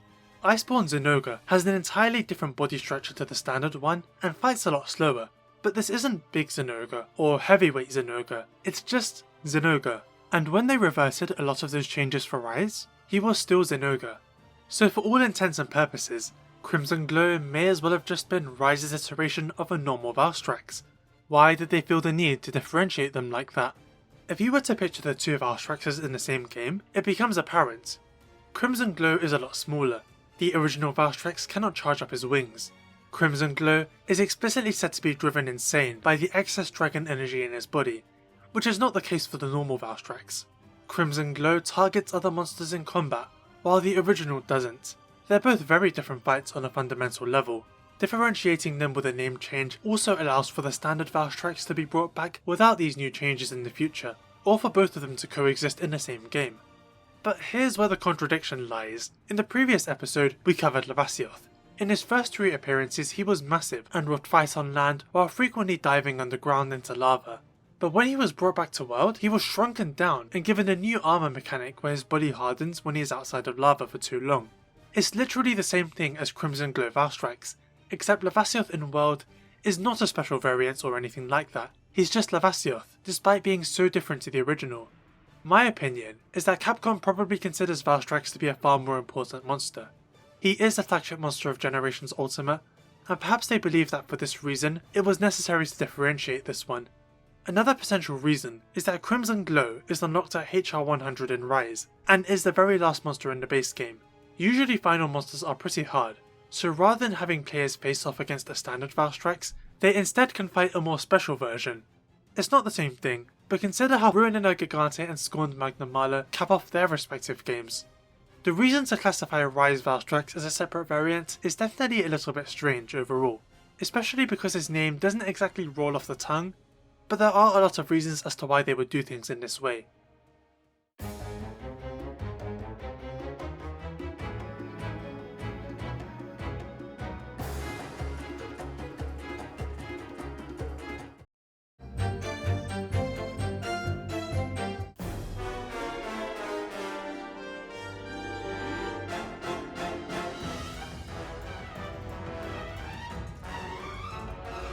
Nergigante is the flagship of Monster Hunter World.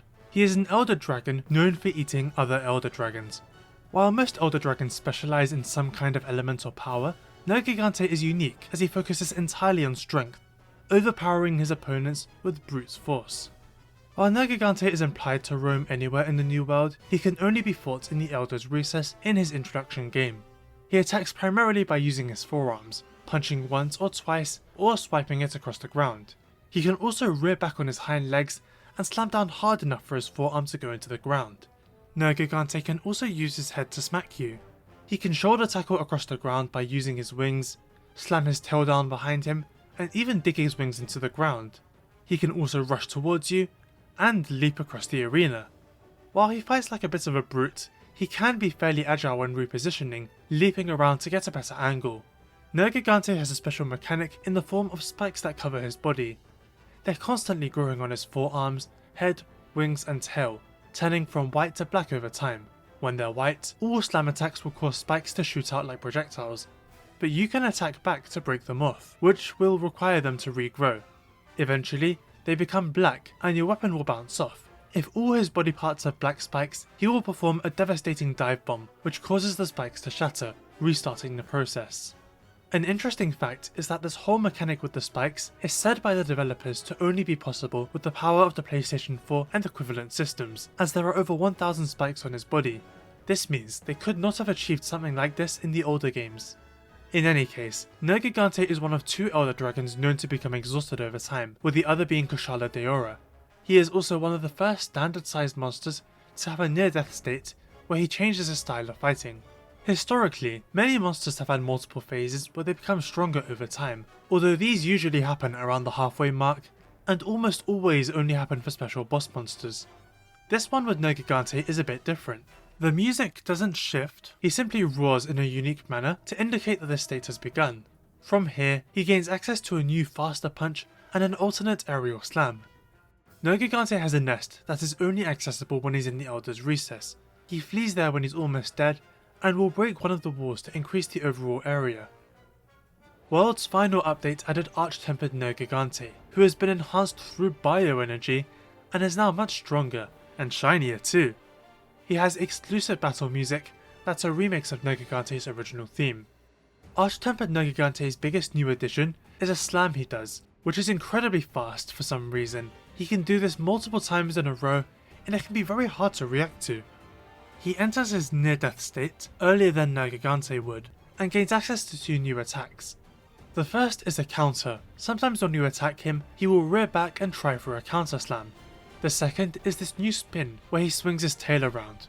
Combined with the attacks unlocked in his not so near death state, as well as his massively increased damage, Arch-Tempered Nergigante is one of the hardest fights in Monster Hunter World.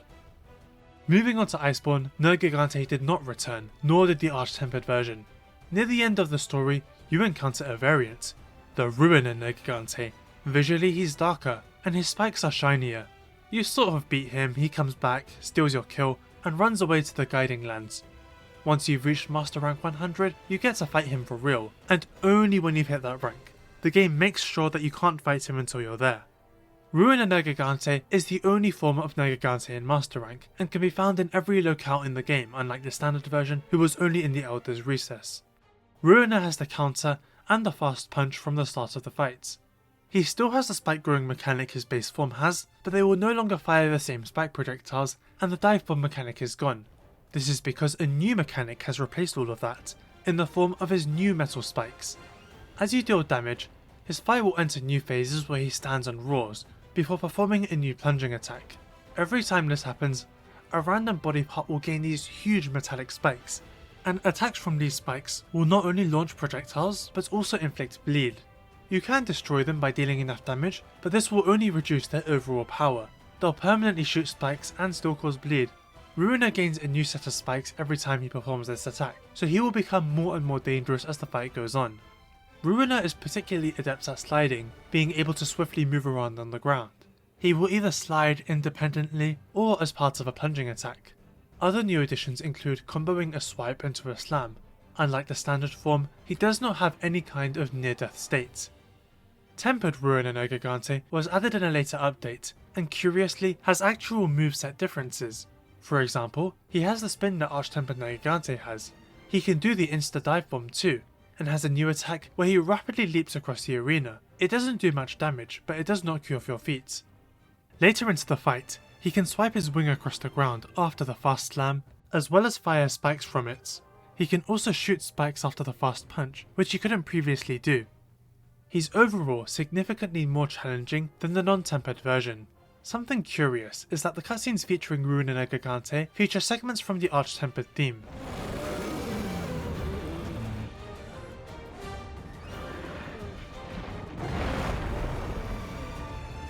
But when fighting Ruiner during a hunt, the standard Nergigante theme plays instead.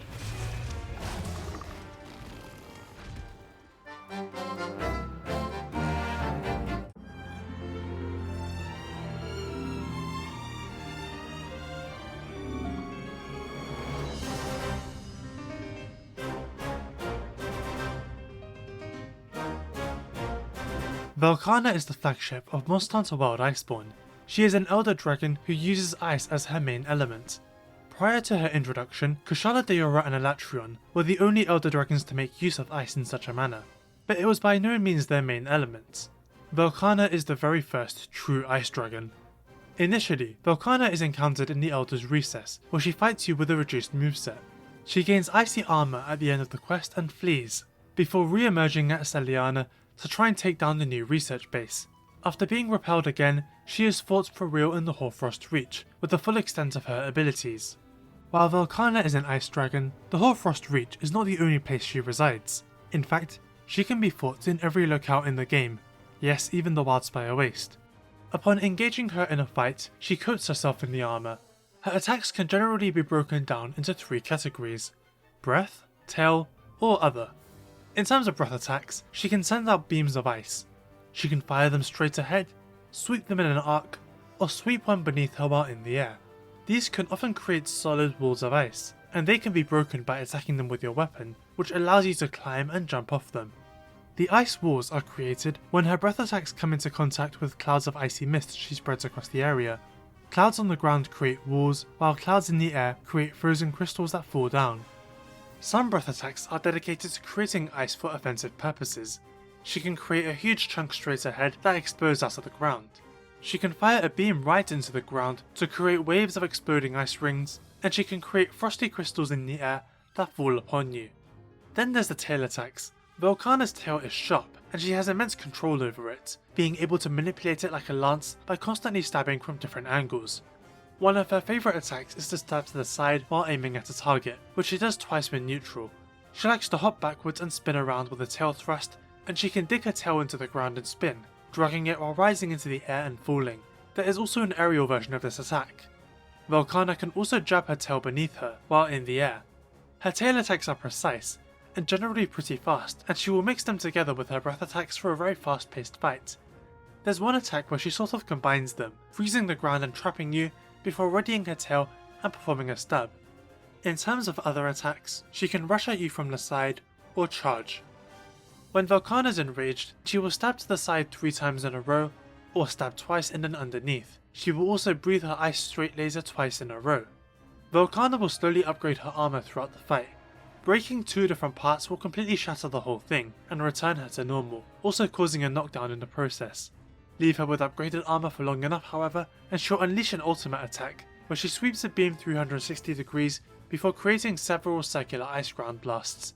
Her armor will disappear after this, unless she is close to death, where it will remain. Velkhana's tail can be severed, which causes it to embed itself in the ground, similar to that of Glavenus.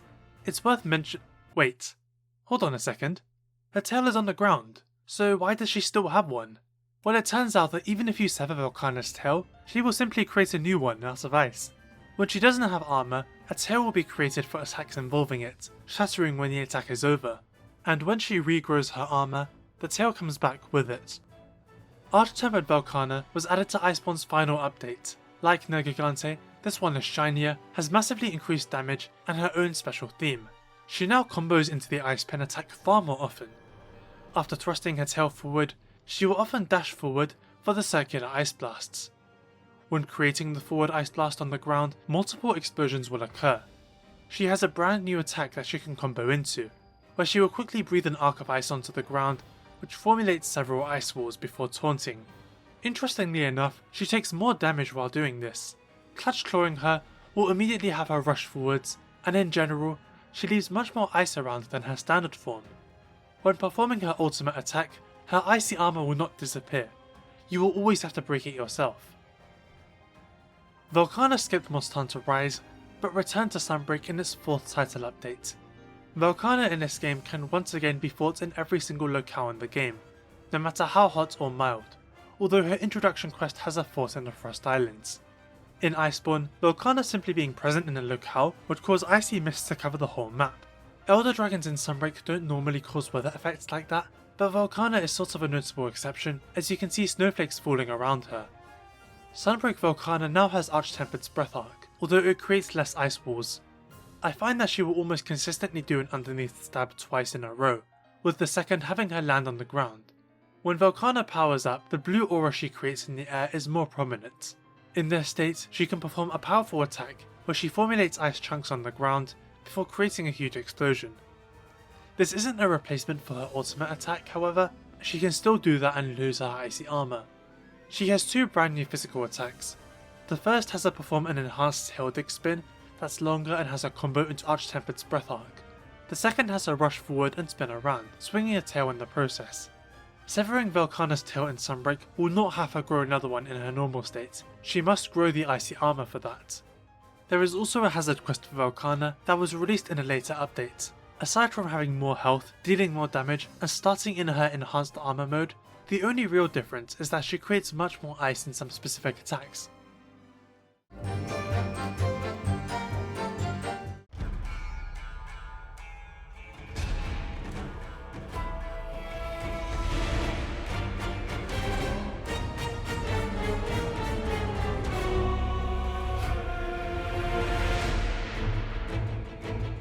Magnamalo is the flagship of Monster Hunter Rise. He's a fanged wyvern with a unique appearance and overall large body structure. Magnamalo primarily uses physical strength as well as a unique status called Hellfire.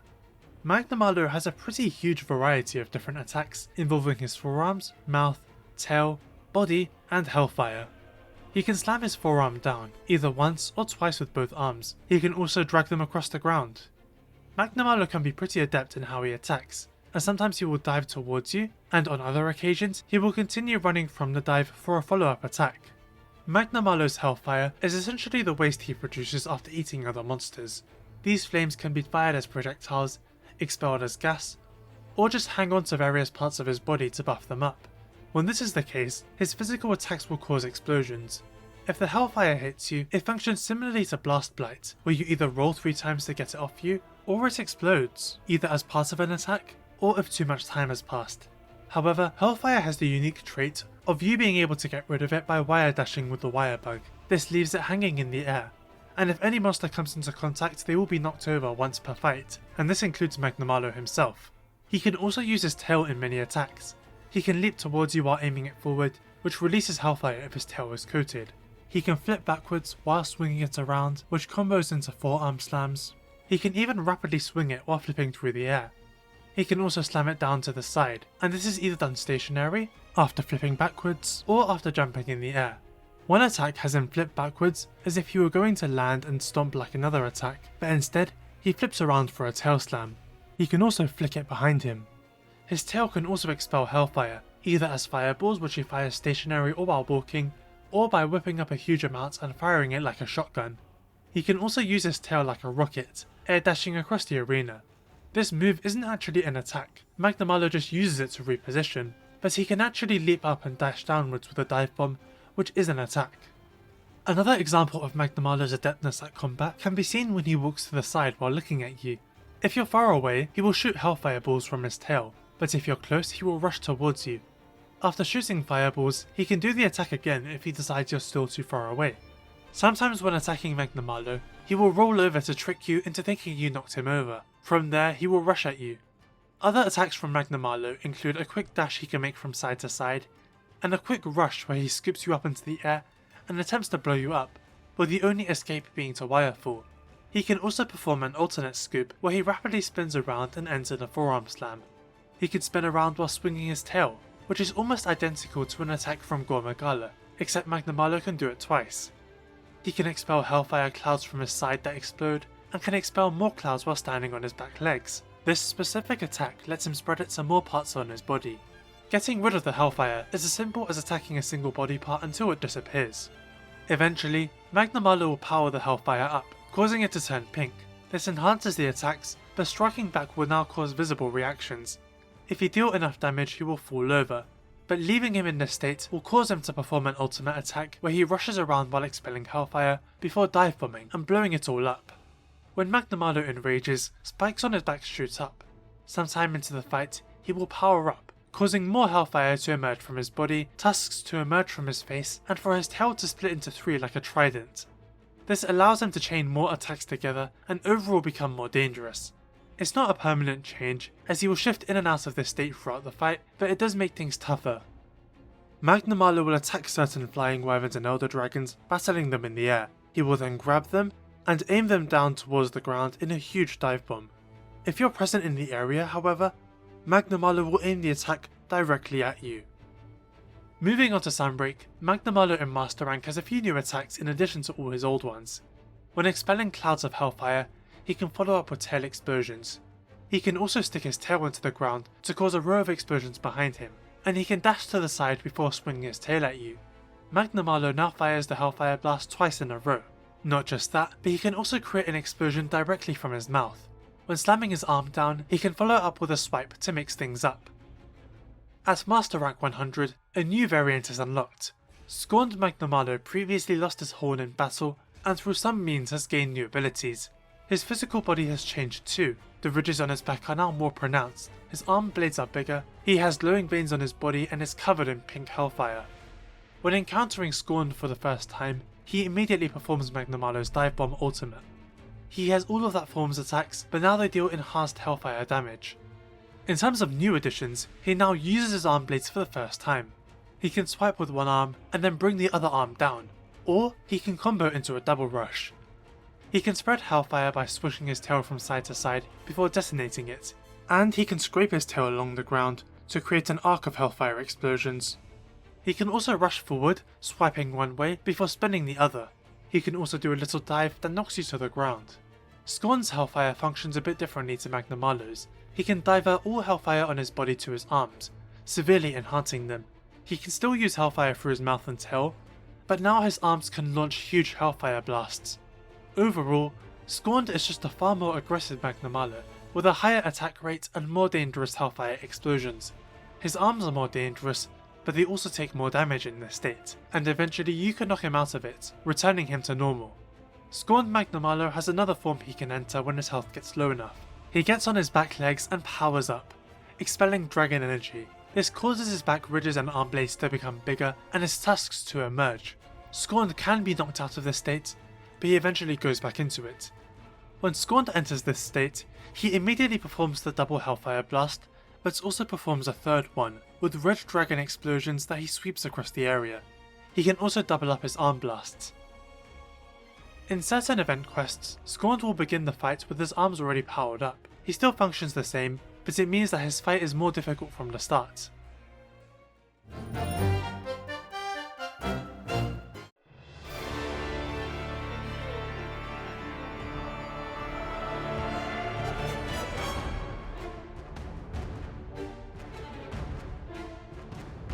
Malzeno is the flagship of Monster Hunter Rise Sunbreak. He is an elder dragon that resembles a vampire, and is coloured silver and red. As an elder dragon, he has a similar body structure to Kushala Daora, having a thin frame with 4 legs, 2 wings and a tail. What's notable here is that his wings have hooks on them that are incredibly sharp, as does his tail, which allows him to use them for attacks. He can actually manipulate his tail to grab opponents, as seen here in his turf war against Lunagaron. In terms of physical attacks, he can bite or swipe his claws at you. He can smash his wing blades into the ground, he can stab his tail behind him and swing it as he turns, and he can leap into the air and stab it below him.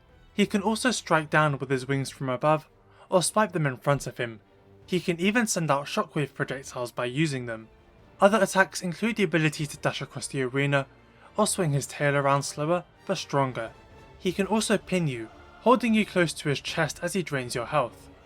Malzeno is interesting because, like a lot of elder dragons, he shares Kushala's body structure, but unlike Kushala style dragons, he attacks with his wings a lot. Kushala style dragons tend to have a thin profile, and when they walk, they stand tall, lowering their heads when they initiate in combat. Notable Kushala style dragons include Teostra, Alatreon or Velkhana. These elders tend to use their whole body in attacks, as well as make use of some kind of element. Most of them only use their wings for flight. Malzeno using them for combat is kind of a notable exception, as only elder dragons with Gore Magala's body structure, such as Valstrax or Nergigante, tend to do that. Anyhow, Malzeno's physical attacks largely involve him rushing you with his body, stabbing you with his tail, and using his wings in numerous ways. Elemental wise, he makes use of dragon element, and has a special ability to manipulate airborne parasites known as the Curio. These parasites play a huge role in Sunbreak's story, draining the lives of all sorts of monsters. Malzeno was one of their targets, but he instead formed symbiosis with them. They now work together, and therefore Malzeno can command them for various attacks. He can form 3 Curio projectiles that slowly move in different directions. He can also create 3 projectiles, but aim them at you directly. In terms of dragon-based attacks, he can fire a laser aimed at the ground that creates explosions. He can create a projectile on the ground and send it in your direction. He can also launch ground-based projectiles that travel in different directions. Malzeno can often use the Curio to power up his existing attacks. Curio-based attacks inflict you with Blood Blight, a new status ailment that causes your health to drain and halves the effects of potions, but allows you to regain health by attacking. Malzeno has 4 different states. There's neutral and enraged, but eventually he will power up using the Curio, causing his body to glow. When this happens, he gains the ability to teleport. Well, I say teleport. The truth is, he can cover distances so fast that it practically looks like teleporting. With this new ability, he can change positions in a flash and will now begin to double up attacks. His tail stab, his wing jabs, his bite, his shockwave volley, his attacks overall become much faster too. This is his third state, and he can also become enraged while doing this. Eventually, he lets loose with a special attack, where he fires a laser in a circle and sends down an explosion, which also launches ground projectiles. This will end the powered up state, but you can also end it yourself by dealing enough damage to the glowing parts on his body. That's roughly Malzeno's whole moveset, and the flow of his fight, starting off normal, using physical, dragon elements and curio based attacks, before eventually powering up, teleporting around and comboing a lot more. Primordial Malzeno is a variant added in Sunbreak's very last update. Visually, he is very different to Malzeno, with thicker scales and wings. He is also silver and blue, rather than red. While Malzeno resembles a vampire, Primordial looks more like a paladin. Primordial Malzeno does not have the curio. Instead, he rejected symbiosis and actively fights against them. Considering how much healthier he looks, this has interesting implications as to whether or not the symbiosis was a good move on Malzeno's part. In any case, they are very different fights. Let's discuss the biggest change. Primordial's wings are bigger and sharper than Malzeno's, and the result of this is that they function like giant swords, with several attacks making use of them that way. One of his attacks has him jab forward and swipe them to the outside, which he can do with either wing. He can slash while hopping backwards, or sweep his blade back and forth. He can of course use them both at once, dashing forward with a double slash. These attacks cover a wider area due to their increased size, making them very dangerous compared to the standard Malzenos. Primordial can use his wing like a shield to bash his opponents, being able to rush towards them before jabbing with his tail in a 2-hit combo. The initial hit knocks you onto the ground, forcing you to wirefall to evade the second hit. The only other attacks he has during this stage of the fight are a tail scrape that covers a wider area than his stab, and a new pin where he picks you up with his tail before dropping you onto the ground for a follow-up attack. Primordial has access to most of Malzeno's old moveset. The only exceptions are the wing slams, slow curio projectiles, and his ultimate attack. As the fight goes on, the curio begin to take him over and power him up, giving him access to curio-based attacks, many of which are brand new, such as being able to launch fast projectiles from the sky. He gains more physical combos too, like backflipping, only to rush forward with a double wing slash. When Primordial has the curio, he performs attacks with them and uses more combos, such as a tail swing into a double stab.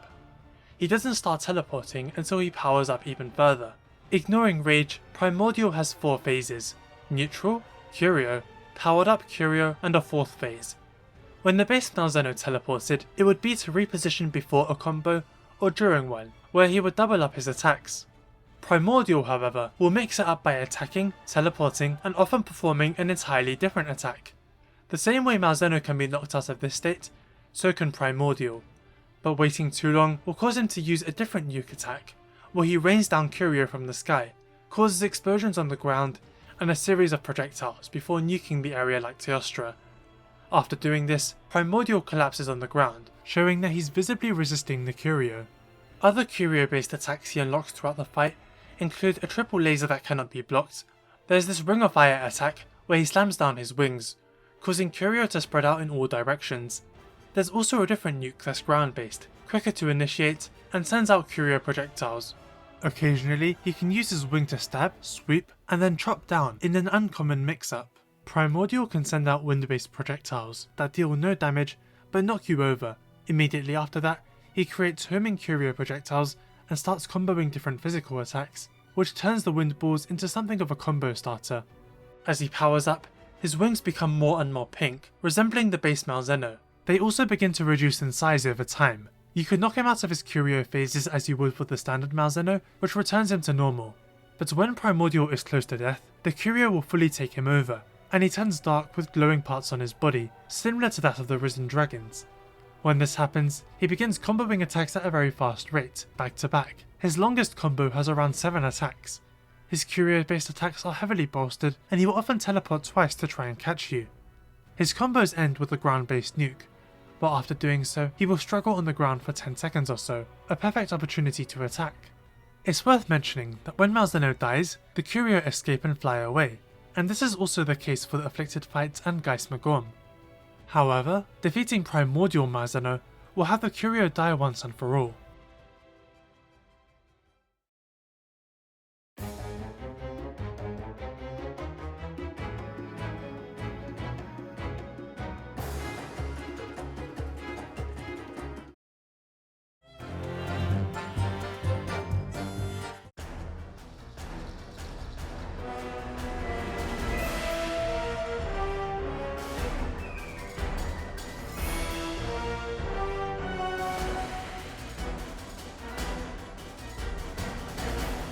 Seregios is the flagship of Monster Hunter 4 Ultimate. He is a gold-coloured flying wyvern with sharp scales all over his body. Seregios is formally introduced in Monster Hunter 4 Ultimate's high rank story. In most Monster Hunter games, the story tries to build a personal rivalry between you and a specific individual version of a flagship monster. But not Seregios. You encounter him once and beat him almost immediately a short time later. However, it turns out there's many more. Hundreds of them invade the land and begin to constantly appear during hunts. Yes, Seregios in 4 Ultimate is an invader and can appear in every locale in the game. Seregios attacks primarily by shooting his blade scales and striking with his legs, using his talons to rip into his enemies. He moves around on all fours, with his wing arms on the ground. This makes him pretty fast while walking around, and he's also a very adept flyer. Seregios can attack by standing above you and striking down with his talons. He can also fly towards you while swinging his talons, either in a straight line or in an arc. He can also strike down while hovering in the air. Other attacks will have him rush forward in a tackle or flick his tail around. Seregios' blade scales are extremely sharp, and he can fire them as projectiles from his head. When his talons or scales strike you, 2 after explosions will occur, stunning and knocking you back, with the second hit having a high chance of inflicting bleed, a status newly introduced with Seregios. When you're bleeding, moving around, attacking or evading will have your health drain very quickly. The only cure is to either eat some meat or crouch for several seconds, both of which are fairly dangerous options with a monster as erratic as Seregios. The multi-hit attacks are dangerous because they interrupt your current action, making it harder to dodge the final hits that inflicts bleed. But there is a narrow window where you can dodge your guard. So long as you don't panic, you should be okay. Whenever Seregios roars, his scales ruffle around like feathers on a bird, and these scales extend whenever he becomes enraged. When this is the case, he will perform his arc attack twice in a row. He also has a pin attack initiated by flying in a huge arc towards you. This one is interesting because after striking you on the ground, Seregios will throw you. If you're playing with palicos or other people, he'll throw you at them directly, and vice versa. All of this makes the Seregios fight pretty dynamic, as the two of you constantly move around. His attacks causing multiple hits means you need to be ready to dodge at a moment's notice, and the new bleed mechanic adds a lot of tension as you struggle to avoid taking further damage. I've broken down his moveset, but one thing I must stress is that he doesn't really have dedicated combos. It almost feels as if Seregios does whatever attack whenever he wants. For example, after swiping his claws in an arc attack, if he's directly above you, he can immediately strike down with his claws or back away while firing projectiles. At a moment's notice, he will leap into the air and aim his claws towards you. He's always ready to do any attack at any moment. The saving grace is that while the majority of his attacks involve his legs, they are also very susceptible to taking damage. Seregios is one of the first monsters in the series to have a super powered up state, as he overcame Shagaru Magala's frenzy virus to become the Apex Seregios. This one is massive, his eyes are glowing red, and purple smoke is constantly coming from his body. Like all Apex monsters, only his weak points can be hit without your weapon deflecting, unless you use a dry Vice Stone. Apex Seregios fires blade scales from many more attacks, including his tackle, arc attack, and tail flicks. Seregios also appears in Monster Hunter Generations. In this game, he is no longer an invader, and so he only appears in desert and volcano regions. In G rank, he fires blade scales from the same attacks that Apex Seregios would, making him much more dangerous. He can also do a new attack where he rushes towards you from the air.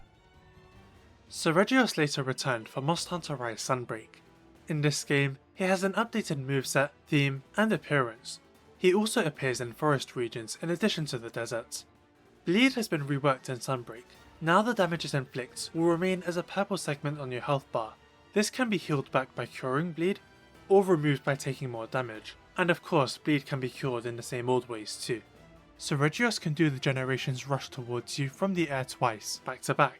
His old sideways sweep has been changed, as now he will spin around in the air before flying towards you, skidding on the ground. He can also do a different strike, where he flies up before rapidly flying down, and when he's enraged, he will do both strikes back to back. His fired scales will remain on the ground, serving as temporary bleeding hazards. After firing scales from his head, he will immediately turn and fire them from his tail. Seregios can also flick his tail while rising in the air before firing scales downwards. When severing Seregios' tail in full ultimate, a huge chunk would come off, leaving him with a stump. Severing it in Sunbreak will merely have a spike fall off, leaving the tail mostly intact. His pin attack no longer has him grab you. Instead, he knocks you to the ground and immediately fires blade scales, killing you if you don't wire fall. His old sweep attack is not present in Sunbreak.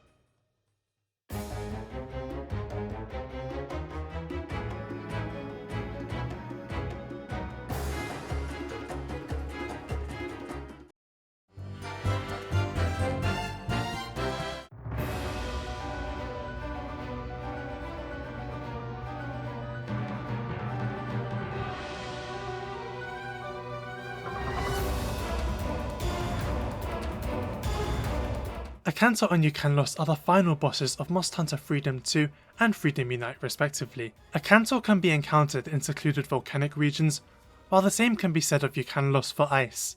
They are flying wyverns who, yes you heard me right, they're not elder dragons or fanged wyverns, but flying, although they don't actually fly.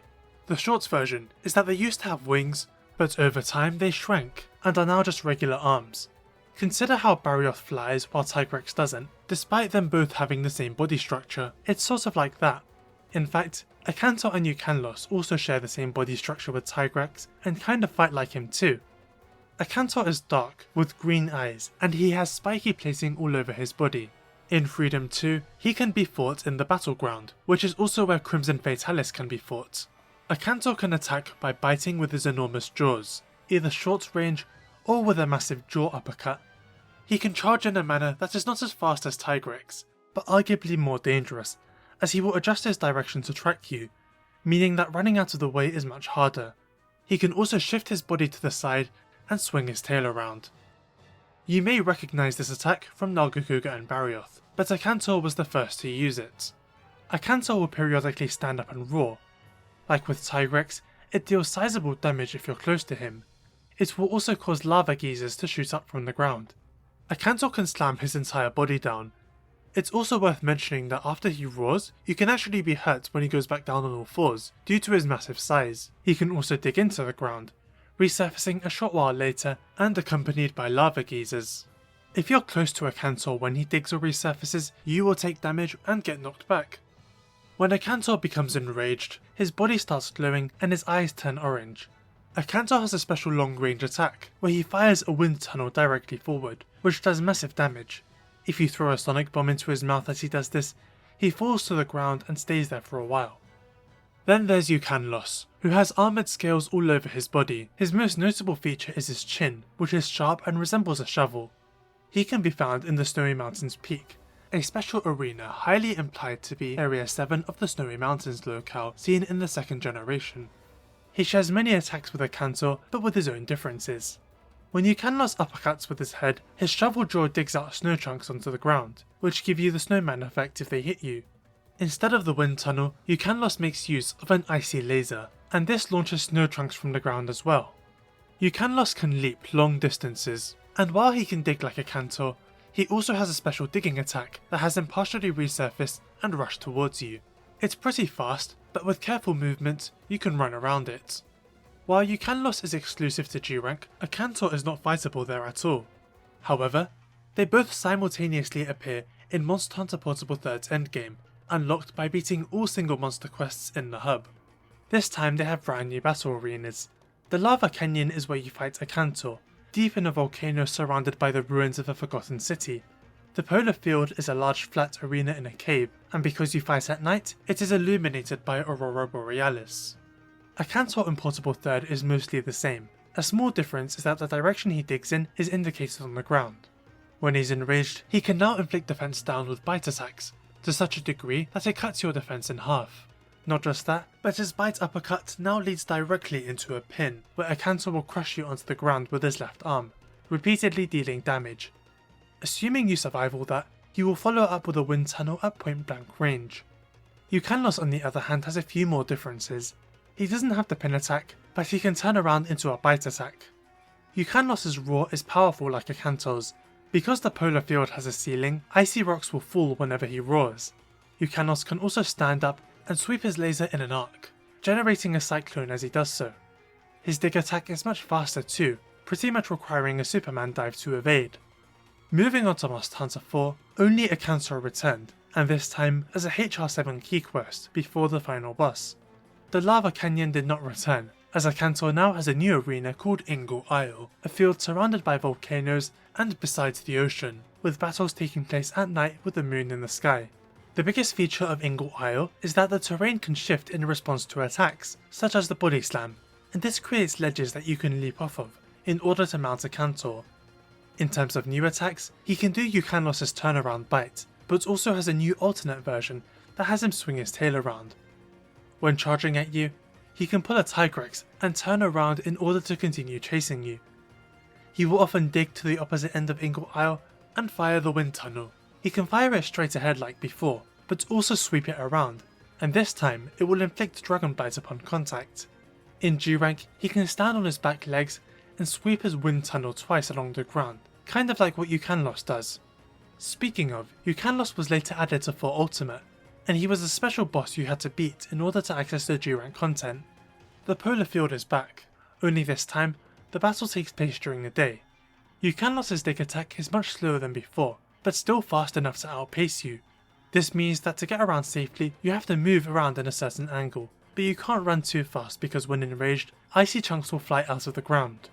He can also sweep his tail behind him, from one side to the other.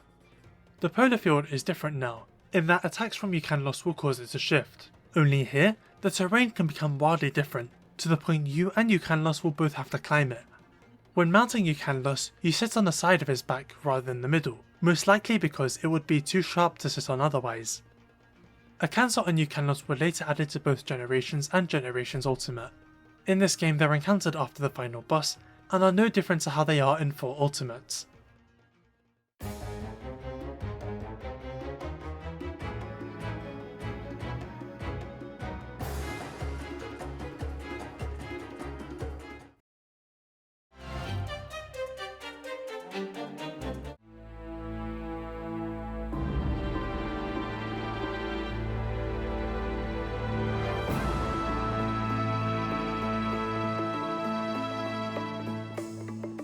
Amatsu is a powerful Elder Dragon introduced in Monster Hunter Portable 3rd. He is the final boss of that game, and has the power to create and control storms. Amatsu has a similar body structure to that of a Leviathan, and he floats through the air naturally, without the use of wings. Historically, Amatsu is the very first Elder Dragon to be introduced in the Portable series of Monster Hunter, making him somewhat prestigious. In Portable 3rd, you fight him in a special arena called the Sacred Pinnacle, which is located high in the mountains and fairly close in proximity to Yokomo Village and the Misty Peaks. The battle against Amatsu takes place in a raging storm, likely caused by him. In terms of physical attacks, he can swipe his forearm and swish his tail forward. He can dash forward while twisting through the air and charge across the arena up to twice in a row. He can even backflip. When enraged, his eyes and chest glow, and he becomes much faster. Amatsu's main element is water, and he can fire it from his mouth as a single projectile. He can also rise into the air and fire 2 powerful beams that track your position.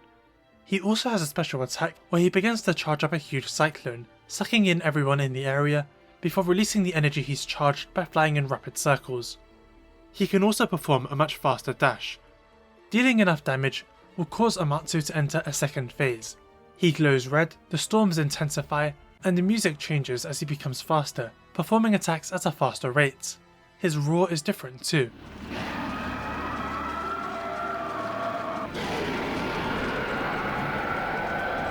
By spinning rapidly, he can create 3 cyclones that move outwards, before coming together, serving as massive hazards to watch out for as he performs other attacks.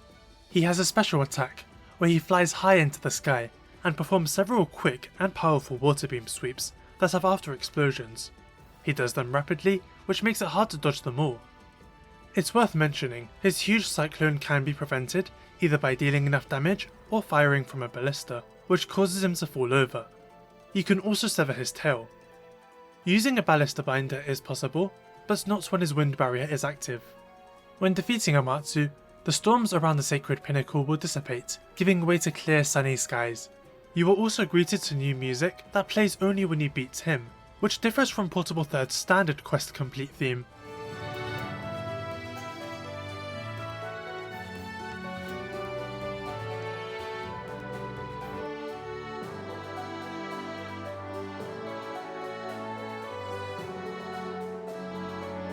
Amatsu's role in Portable Third's story is that he drove out Zinogre from his original home high in the mountains, which caused him to start creating trouble for people in the lower regions.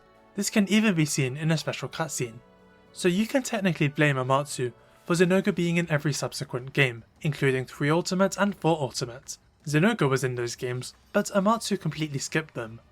Portable Third was only released in Japan, and while I'm calling him Amatsu, he is known in Japan as Amatsu Magatsuchi. 4 Ultimate was technically the game that gave us a localized name, as you could obtain his materials through the Wyporium, and he was officially given the name Amatsu when he appeared in Monster Hunter Generations. In this game, he has a much more detailed model, although he still retains the same music. The Sacred Pinnacle also returned with a remastered appearance. Amatsu will still glow during Phase 2, but the effect of the storm intensifying isn't as drastic. In Portable Third, the sky would turn pink, while in Generations at most, you can see intensified lightning strikes in the distance. He can rush around in a circle. Otherwise, Amatsu in Generations is almost completely identical to how he was in Portable Third. All his old attacks are here, with nothing new, although his suction powers are much more intense, and he can be mounted by players.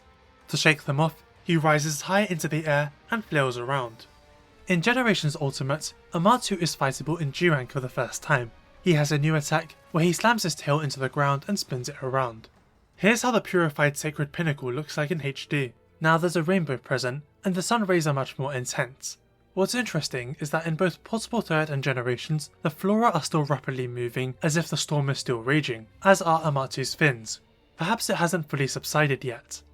Amatsu returned for Monster Hunter Rise Sunbreak's 5th title update. While the Amatsu in Portable Third is responsible for driving Zinogre out of his home, and in Generations is, just there, this specific Amatsu is tied to Kamura villagers Kagero and Yamogi, as he destroyed their original home when the latter was just a baby.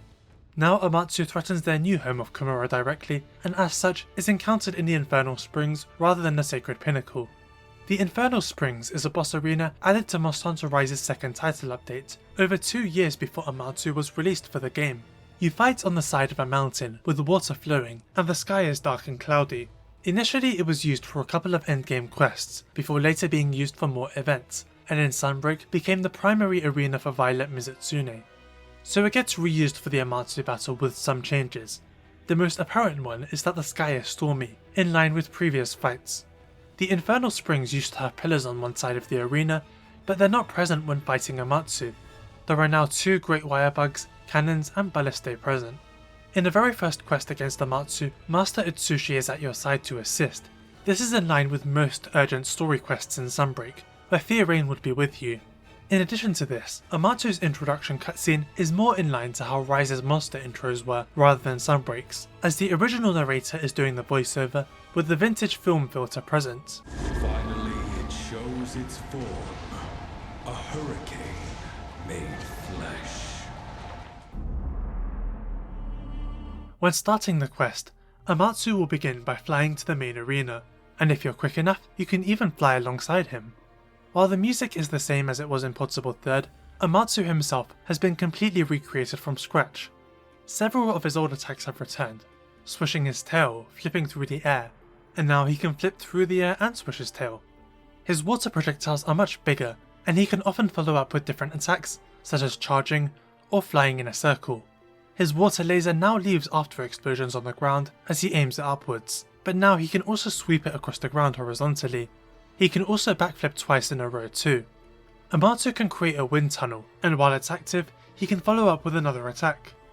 He can perform his old cyclone charge like he used to, but interrupting him with the installations will no longer knock him down. If he's successful in charging up, he doesn't physically move in such a wide circle like he used to. However, the attack where he creates 3 cyclones is now performed in Phase 1, and not only does he perform it much faster, but he sends out 5 of them. They dissipate on their own, rather than come together. During Phase 1, Amatsu can launch everyone in the air before sending several cyclones travelling in a straight line. After this attack, he will double up his cyclones and perform the Generations G-Rank Tailspin.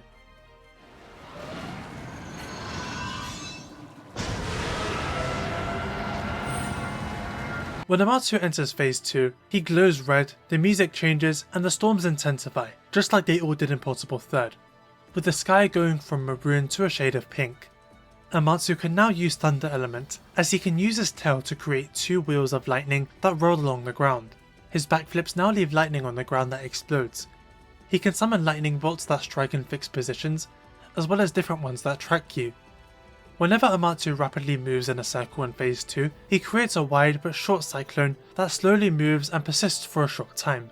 This provides cover as he prepares for a surprise attack, and one of these can include a new water projectile that's slow but extremely powerful with a wide radius. The cyclone can be jumped into by diving into the eye. He generates the rapid cyclones much faster than before, and his wind tunnel is now doubled up, making it harder to get away. Throughout this portion of the fight, his rate of attack is much higher than it was, and he still uses plenty of phase 1 attacks mixed in with the new ones. At some point in the fight, Amatsu will darken the area and rapidly fly around, creating thunder energy in the air. Eventually, he'll summon lightning that rapidly strikes it, more or less guaranteeing death. The only way to escape is to use the nearby great wire bugs that send you high into the sky, and hang there while the attack happens. Once enough damage has been dealt to Amatsu, a special guest will appear. The very first time you face Amatsu, Master Itsushi will lure Apex Zinogre to the arena, who will proceed to battle Amatsu in a unique turf war that ultimately ends in the Fanged Wyvern being smacked down.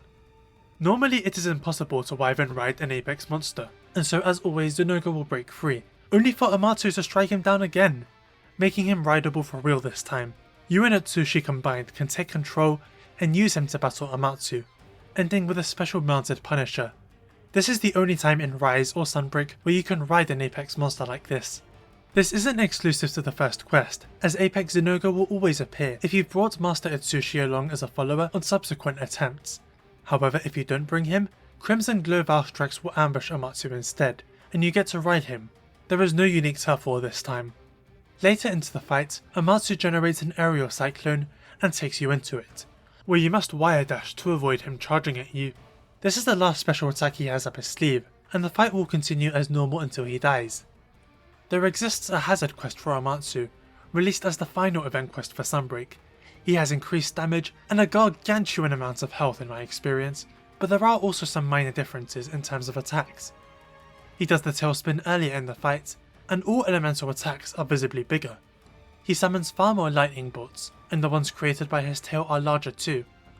Amatsu tends to attack at a higher rate during this quest, and combined with all other factors, this makes him a genuine challenge. Crimson Glow Valstrax will always appear, as you cannot bring followers on event quests.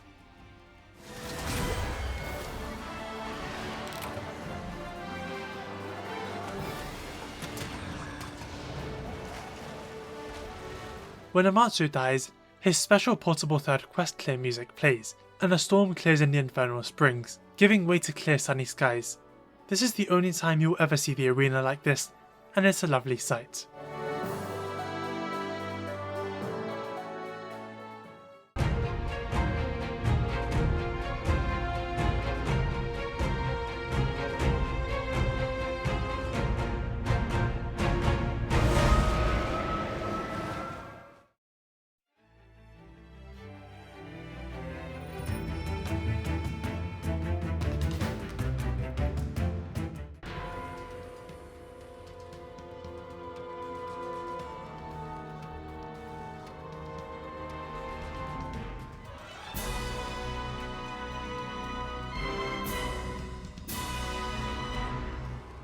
Alatreon is an Elder Dragon introduced in Monster Hunter Tri. He is the second of 3 black dragons to be introduced to the series, with the first being Fatalis and the third being Diamoralis. While those 2 dragons have long bodies and walk on their hind legs, Alatreon is more like Kushala Daora in how he moves, running around on all 4s. He's still fairly large and has the ability to use almost every element. Alatreon was the final online boss of Monster Hunter Tri, a game that officially has gone offline. He was encountered all the way at HR 50 and was the only standard sized Elder Dragon in that game. He's fought exclusively in a special arena called the Sacred Land, located near a volcano. The footage for Tri Alatreon was very kindly provided to me by Twitter user Gandalf Soda. Alatreon is capable of elemental and physical attacks. He can charge at you, ending with a head swing. He can swipe his arm, smash down with both arms, and leap in the air before quickly diving down. His tail is massive, and many of his attacks will have it swing behind him, knocking you away. Alatreon has the very unique and special ability to use up to 4 different elements: fire, dragon, thunder and ice. He can launch stationary fire tornadoes, switch his tail behind him to spread more fire, and release dragon energy while charging.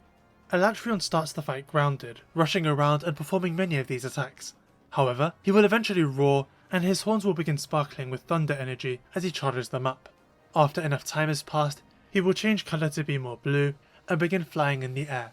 This is commonly referred to as flight mode. Alatreon will perform a wide variety of aerial attacks, including a rush that causes high wind pressure and slamming his arms down up to 4 times, which causes tremors. While flying, he will imbue these physical attacks with thunder elements, but he is also capable of firing an icy laser, creating icy chunks that fall onto you, and flying high into the sky and doing that on a larger scale.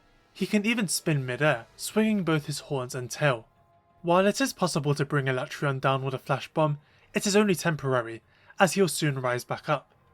Sometimes he will land while still in flight mode, and perform ground attacks, and in this state they will not cause Dragon Blight. When he hops backwards like this, he will take to the air. Eventually he'll go back to ground mode, switching to using fire and dragon elements once again. That's the whole fight. He goes from using grounded fire and dragon attacks to using aerial thunder and ice attacks, back and forth. Flight mode is generally more difficult to deal with, as he moves around more and it's harder to hit him. However, recall how his horns sparkle. If you deal enough damage to them, he'll stagger, resetting the charge and keeping him grounded a while longer. This requires you to frequently hit Alatreon's head, which is easier said than done. However, if you pay attention to his moveset, you will notice that many of his attacks have him bow his head, and if you're quick, you can get some free hits in before backing off. In Monster Hunter Tri, breaking both of Alatreon's horns will fully prevent him from going into flight mode. The Sacred Land has walls on the edges of the arena. If you bait Alatreon into charging them, he can get stuck, which buys you some free time. Alatreon returned for Portable Third. In this game, he was a secret boss unlocked by clearing all dual monster quests in the high rank hub. He's once again encountered in the Sacred Land, and has some major additions. The thunder charge on his horns is more prominent. In Tri it was a sparkle, but in this game it's more of a glow. Alatreon's flight mode can no longer be permanently disabled by breaking both of his horns. In terms of new attacks, he can swing his head twice, launching you away. In Dragon mode, he can rise up and spin in the air, before immediately landing. Instead of breathing into the air and forming icy chunks that fall on you, he can now spit them out directly, which is often far more accurate. While in flight mode but on the ground, Alatreon can now cause thunder to rapidly strike, both directly forwards in a row, but also around him. He can cause thunder element to strike while in the air, but this time targeting you directly. After the thunder strikes, he will often taunt, giving you a chance to strike his head. Alatreon is also in 3 ultimates. Curiously, in this game there is only one way to unlock him, which is to beat all the village quests and high rank. Otherwise, he would only be available in the hub through downloadable event quests. The biggest change made to 3 Ultimate Alatreon is that he will no longer charge up to eventually begin flight mode, and this means there's no way to prevent it from happening, not even temporarily. Generally he'll enter it when he becomes enraged. He also taunts even more than he did in Portable Third. In G rank, Alatreon can do the grounded thunder attack, but make it target you accurately. Alatreon's next appearance was in Monster Hunter Generations. The Sacred Land is not in this game. Instead, Alatreon is fought in the battle arena in Gore Isle. As such, it is no longer possible to lure him into walls for free damage. He's pretty much identical to his 3 ultimate self. The horn charging isn't there, he still taunts a lot, but in this game he has some graphical differences, mostly the fact that he's more detailed and his lightning is purple. He can also be mounted, which has him rise up into the air in an attempt to shake you off. In Monster Hunter Generations, he's the last monster to be unlocked, and in Generations Ultimate, he's 4th last. Alatreon returned once more for Monster Hunter World Iceborne, completely remade from scratch for a post-launch boss fight. In this game, he is fought in the 3rd area of the Secluded Valley, which he burns down in a cutscene. Whenever a final boss was introduced, they would often not be given a unique icon until later. This has been the case with most of them. Alatreon and Fatalis were notable exceptions because even after multiple appearances, their icons would still be depicted as question marks, due to them being very mysterious. As of Iceborne, this is no longer the case, as both of them were given new icons, with Alatreon's depicting his 2 elemental states. Alatreon has been completely reworked for Iceborne and is now a massively different fight. First of all, his states have been changed. In the older games he had fire and dragon and would use them on the ground, before eventually changing to thunder and ice and fighting mostly in the air. But in Iceborne, he now has 3 different states: fire active, dragon active, and ice active, which dictates which elements he will mostly use. In the older games he would always start with fire and dragon, but here he can start with either fire or ice depending on the quest. The first assignment you face Alatreon in is always in fire mode, but once you've beaten it, you'll be able to refight him through event quests. The quest, the Evening Star, has him start in fire active mode, while Dawn of the Death Star has him begin in ice active. These quests rotate daily. Let's start with fire active mode. Alatreon has many more advanced fire attacks, including a flamethrower he can shoot forwards as well as in an arc. He can also shoot delayed explosions on the ground, either in rings or a V-shape. He can briefly rise into the air and aim flames downwards, causing constant damage and requiring you to move away. Now just because it's called fire active does not mean he can't use more elements, as he's capable of performing plunder attacks straight from his horns.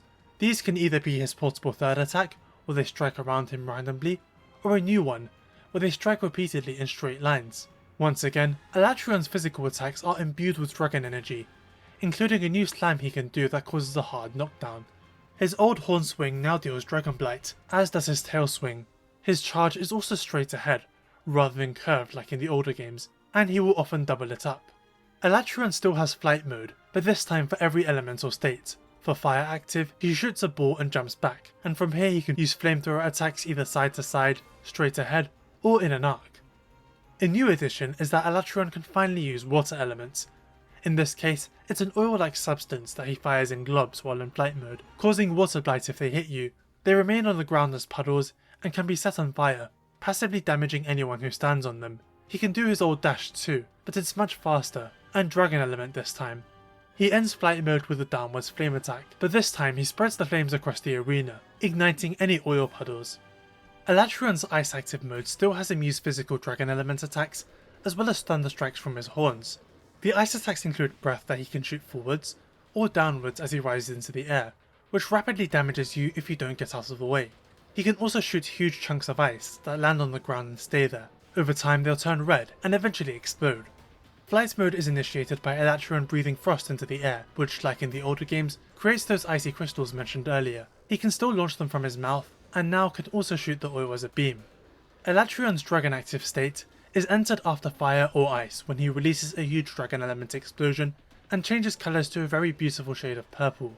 His dragon active state is the only time his horns can be broken.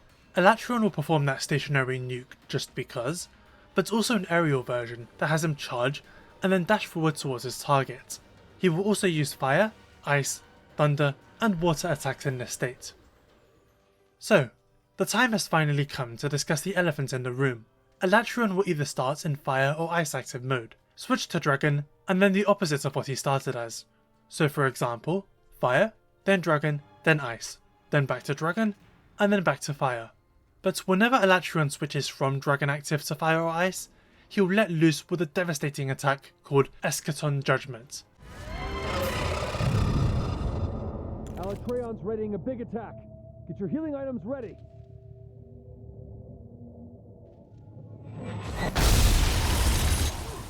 How devastating? You die. It kills you. Unbelievably fast. So think about that pattern again. He'll start off in fire, switch to dragon, Eschaton Judgment to ice, then back to dragon, then Eschaton Judgment to fire, and so on. So how do you stop Eschaton Judgment from happening? You can't. But what you can do is suppress it by dealing enough elemental damage, which will have Alatreon fall over and the NPCs informing you that he's been suppressed. Eschaton will still hurt, and can potentially still kill you, but it's possible to heal through it and continue fighting. Eschaton Judgment can be suppressed up to 4 times if you deal enough elemental damage, weakening the attack even more and granting more topples. It's fairly hard to do without experience though. It's worth mentioning that during an elemental topple, Alatreon will take massive damage from every element while he's on the floor, but this state ends when he gets up. Speaking of elemental damage, when Alatreon is fire active, ice weapons deal a lot of elemental damage, and when he's ice active, you'll want to use a fire weapon.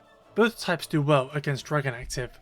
But now a problem arises. Bringing an ice weapon is all well and good when you need to suppress Eschaton in fire active, but ice weapons deal 0 elemental damage when Alatreon is ice active, and it's the same for fire weapons for fire active. So what are you to do? Do you recall how Alatreon's horns can only be broken in his dragon active state? Well, it turns out if you break a horn, he will not be able to switch to the opposing element. So if he starts in fire active and switches to dragon, and you break a horn while he's like that, he will simply Eschaton Judgment back to fire active, allowing you to keep dealing effective elemental ice damage. This of course is the same for breaking a horn after ice active mode, he will just go back to that. So the optimal Alatreon run for an ice weapon user hunting the Evening Star would go something like this. Alatreon starts off in fire active mode, the player deals lots of damage. The player eventually suppresses Eschaton, getting that special knockdown. Alatreon switches to Dragon, the player begins targeting the head. The player eventually breaks a horn. Alatreon Eschaton judgments his way back to fire, and repeats. Alatreon's horn can be broken twice, so his change to the opposite element can be delayed twice. But if he's Dragon active once more and there's no more horns to break, he will switch to ice active element. And if you have an ice weapon, you're kind of doomed. In theory that is, because Alatreon will likely be very close to dying, if not already dead by then. I've discussed fire and ice weapons, but what about the others? Out of the main 5 elements, Dragon is the worst to use when Alatreon is fire or ice active, as it barely does any elemental damage. However, it is the most effective when he's Dragon active. Water deals a good amount of damage when Alatreon is fire or Dragon active, but less so than ice would. But unlike ice, it still deals some damage when Alatreon is ice active, so you're not locked out of suppressing Eschaton there. Likewise, Thunder is less effective against ice and Dragon than fire weapons would be, but it can still do some damage when Alatreon is fire active. Generally they're less effective than the fire-ice strategy, but still viable, and as long as he fights hard enough you should still be okay. My understanding is that Dragon Element is hard mode. You barely deal any elemental damage in fire or ice mode, but deal the most in Dragon active, which seems like not a very good strategy. To account for different weapons dealing elemental damage at different rates, a scaling system was implemented to help weapons like Greatsword or Gunlance suppress Eschaton with less hits, since they attack much slower than a weapon like Dual Swords. If you're playing solo, it is also possible to win by using a non-elemental weapon, since you're still allowed 3 total deaths, so you just need to deal enough damage before Alatreon does a 3rd Eschaton Judgment.